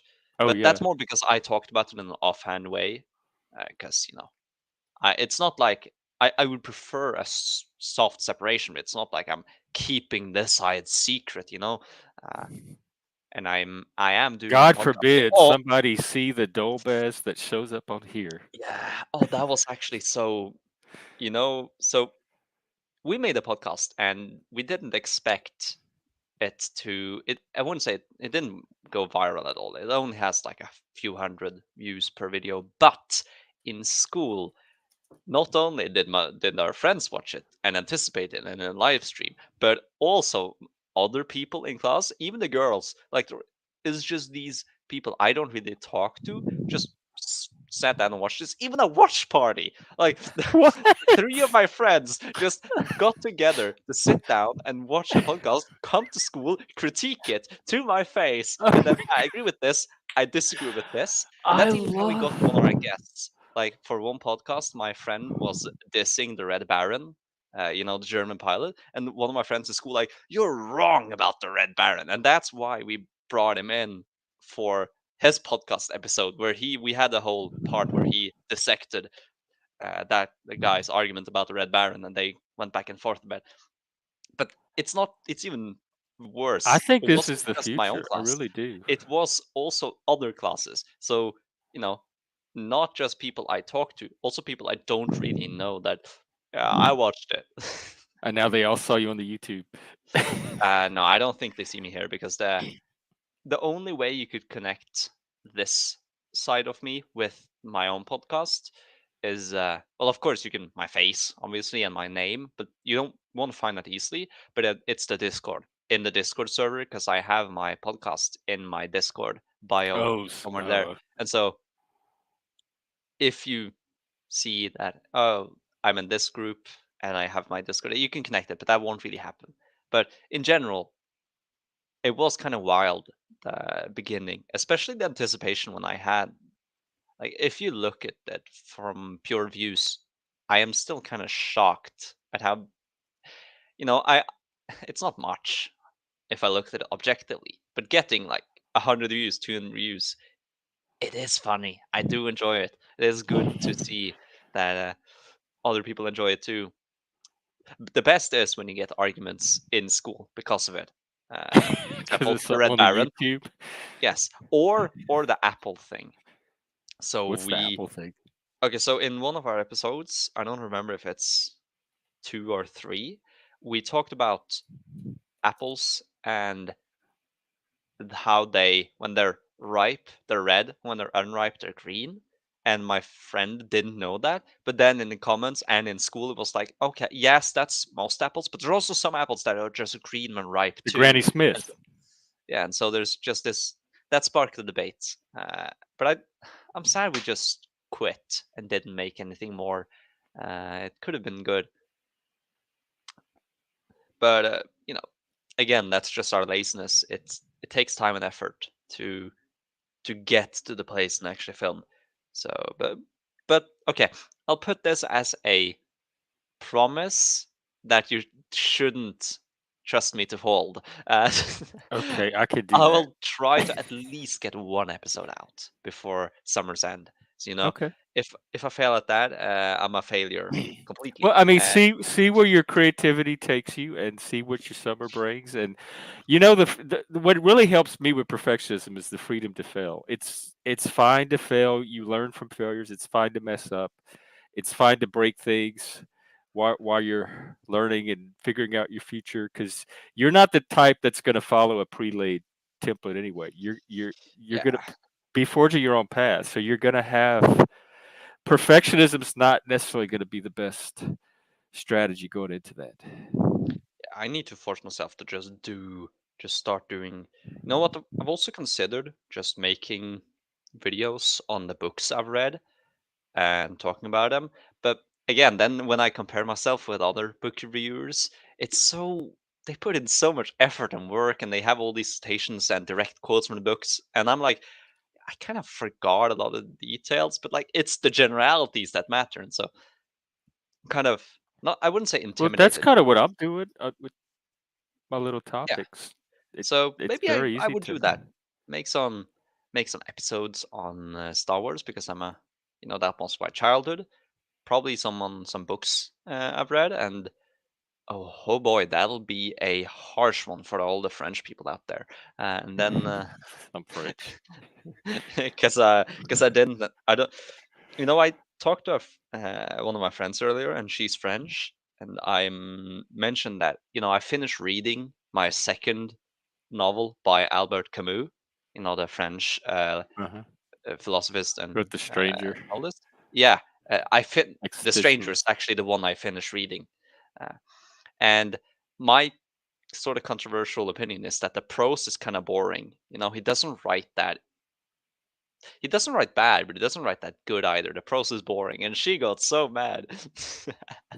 Of course, she's French, so it makes sense. But so that I don't think my opinions are universal, and they are vaguer than most, I think, and I'm halfway intimidated, you could say, by other bigger fish in the ocean and what they do. But I think I just need to go beyond that and just don't Yeah, care. you start by just doing it, and then you're gonna develop from there as you do it. You're gonna learn and refine it. It's a process, but you start the process by just start anywhere. Do Star Wars, do a book, do a come on this stream, do a chat with friends, whatever. But just establish a starting Yeah. point and go from there. It's the creative process, man. Hopefully it'll work. I still haven't really understood why I do this. Why I want to make something creative. Like, I've thought about it a lot. Like, I mean a lot. Probably at least a few dozen hours I've spent just thinking and trying to figure out why I want this. And whilst I come to a conclusion, it's an unsatisfactory conclusion because I know there's more beyond it, but I can't seem to actually reach beyond this and understand why I do this. And even that could be a good episode now that I'm thinking about it. I I want to do it right now, but what have you come up with? So just real quick, what have you come up with so far as to your motivations?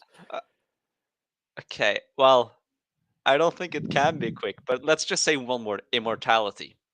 Oh, your terror management theory. Yes, Yeah. yes, you Okay. remember. Yeah. Wonderful, Jeff. I love that. You actually Because remember. that what like that impulse to create that thing you're trying to analyze is probably both is probably nature nurtured. There's a bodily like impulse. There's definitely a creative instinct that's probably physiological, but that it's mingled with all your social experiences that might influence why you want to create or not. So you're kind of using that third factor, that awareness and consciousness Yeah. of the two to try to figure out what's what and what direction you want to go with it. This is a perfect example. I still don't think that's the final end, though. That's No, kind of it's the not. It's issue the with. starting point. This Yeah, is the and beginning. I've tried to reach beyond it, but I don't think I can. But that's, I think the only way to know yourself perfectly, or that's a bad phrasing, but to truly know yourself, you can't do that with just thinking. No, You you have to both. actually be doing. You have to do stuff. You have to look at your Right. I was page. about to tell you the best way. You're trying to analyze it from the outside and like unholistically. You have to do it holistically. You have to do the thing. And while you're doing the thing, experientially, you're going to come to discover why you're doing the thing instead of trying to approach it from the outside before you do the thing. I think that's going to reveal itself to you as you do it. Yeah, I hope, and then I can make a video. I finally figured out why I do what I do. Well, I have our them Rick lots of might time. have other thoughts. We have alternative perspectives Oh, developing right here, what is emerging this? as we speak. What is this alternative perspective? What am I? Who No. am I truly? I, actually, Who are no. any of Now that I us? think about it, I got another idea. You just go to therapy. Okay, so you just have a YouTube series or a video series where you just go to therapy. You just do therapy on We yourself, pretty and you much do that allow. here. Chris and I have done much therapy on each Yeah, other. yeah. But imagine if you do that and then you cite it for every you look through your self therapy session and then you like, okay, this can be applied in this theory, and then other people can like, okay, Like what are an you doing here? anatomy of your It's like, own. yes, that's a Do good it. title. Like I'll even like if you want to come out here and like play therapy one day, I'll do it with you. Yeah, I Make the right turn. that's all. You can say I'm a dreamer of sorts. I have a lot of ideas, but I struggle with Execution. making them real.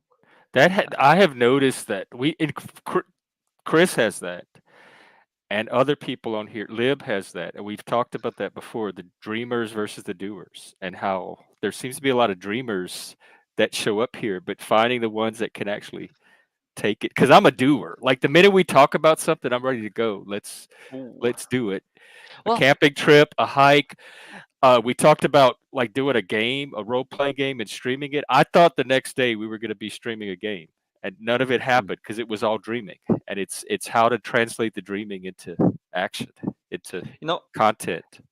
I think maybe this is a logical fallacy, but I think I'm probably a more unique than just a dreamer because it's not that I struggle with doing necessarily, it's that I struggle to keep up with doing the same thing. So a perfect example is I wrote a lot in the past few years, like a lot.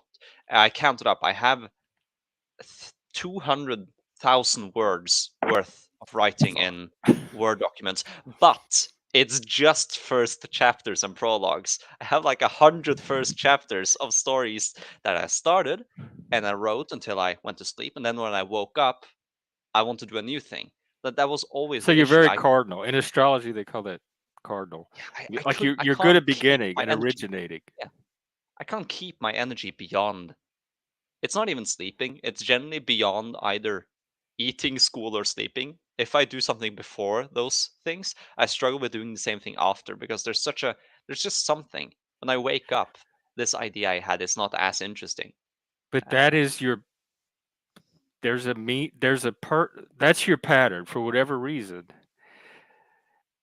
And so there's a reason that you're doing it that way, and that's what's comfortable to you, and that's your tendency. So like it's learning to work with it. You don't necessarily have to figure out the reason, No. but just being aware of what your pattern is and start planning your creative endeavors around that pattern instead of fighting it and trying to wrench it into some arbitrary template or structure.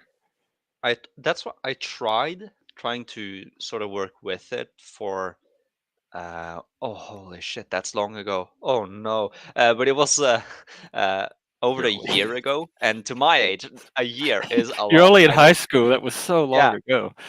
yeah, a year ago is insane, but I tried to do that. So instead of writing the idea the instant I got it, I didn't write for a whole month, but I still thought about it and I got it down more closely to an idea. And I then managed to put down, I think, 20,000 words in that one story, which is like 10 times what I usually do. So did that But make then a I stopped. difference, like letting it simmer inside of you for a while and Yes, then trying to write yes. gives you more momentum to I think it's get it also past the if an idea is still appealing after a night of sleep, uh-huh. it's it uh it is good. And if it's Yes, I use appealing that. after a week of sleep, it's I even use better. that And too. so I use that test all the time. Like it's what happens after sleep, which yeah, tells me how important either an idea is or a conflict or a piece of drama. If I'm not thinking about it the next day after I wake up, it wasn't that important.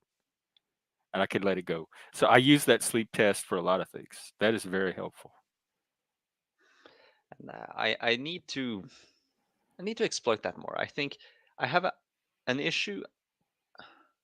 It's kind of ironic that my main obsession this past year, actually, yeah, it's how long has it been? It's only been okay. It's been 2 years and 6 months. Okay, so 2 years and 6 months ago, that was when I started my intellectual journey, you could say. Before that, I was just a mindless teenager.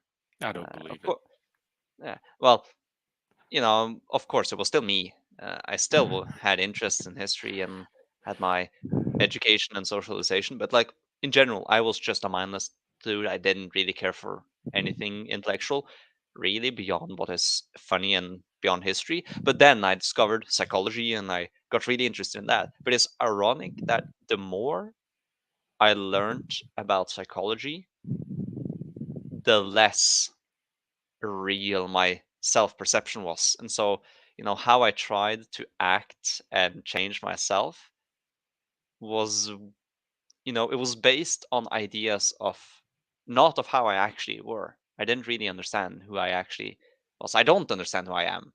I will I don't never think understand any who of I us am. ever do. But you can get an approximation that would work. Right now I understand that I can't do anything about the fact that I am very chaotic. I can't do anything about that. I can't do anything But about the fact that's that subjective, though.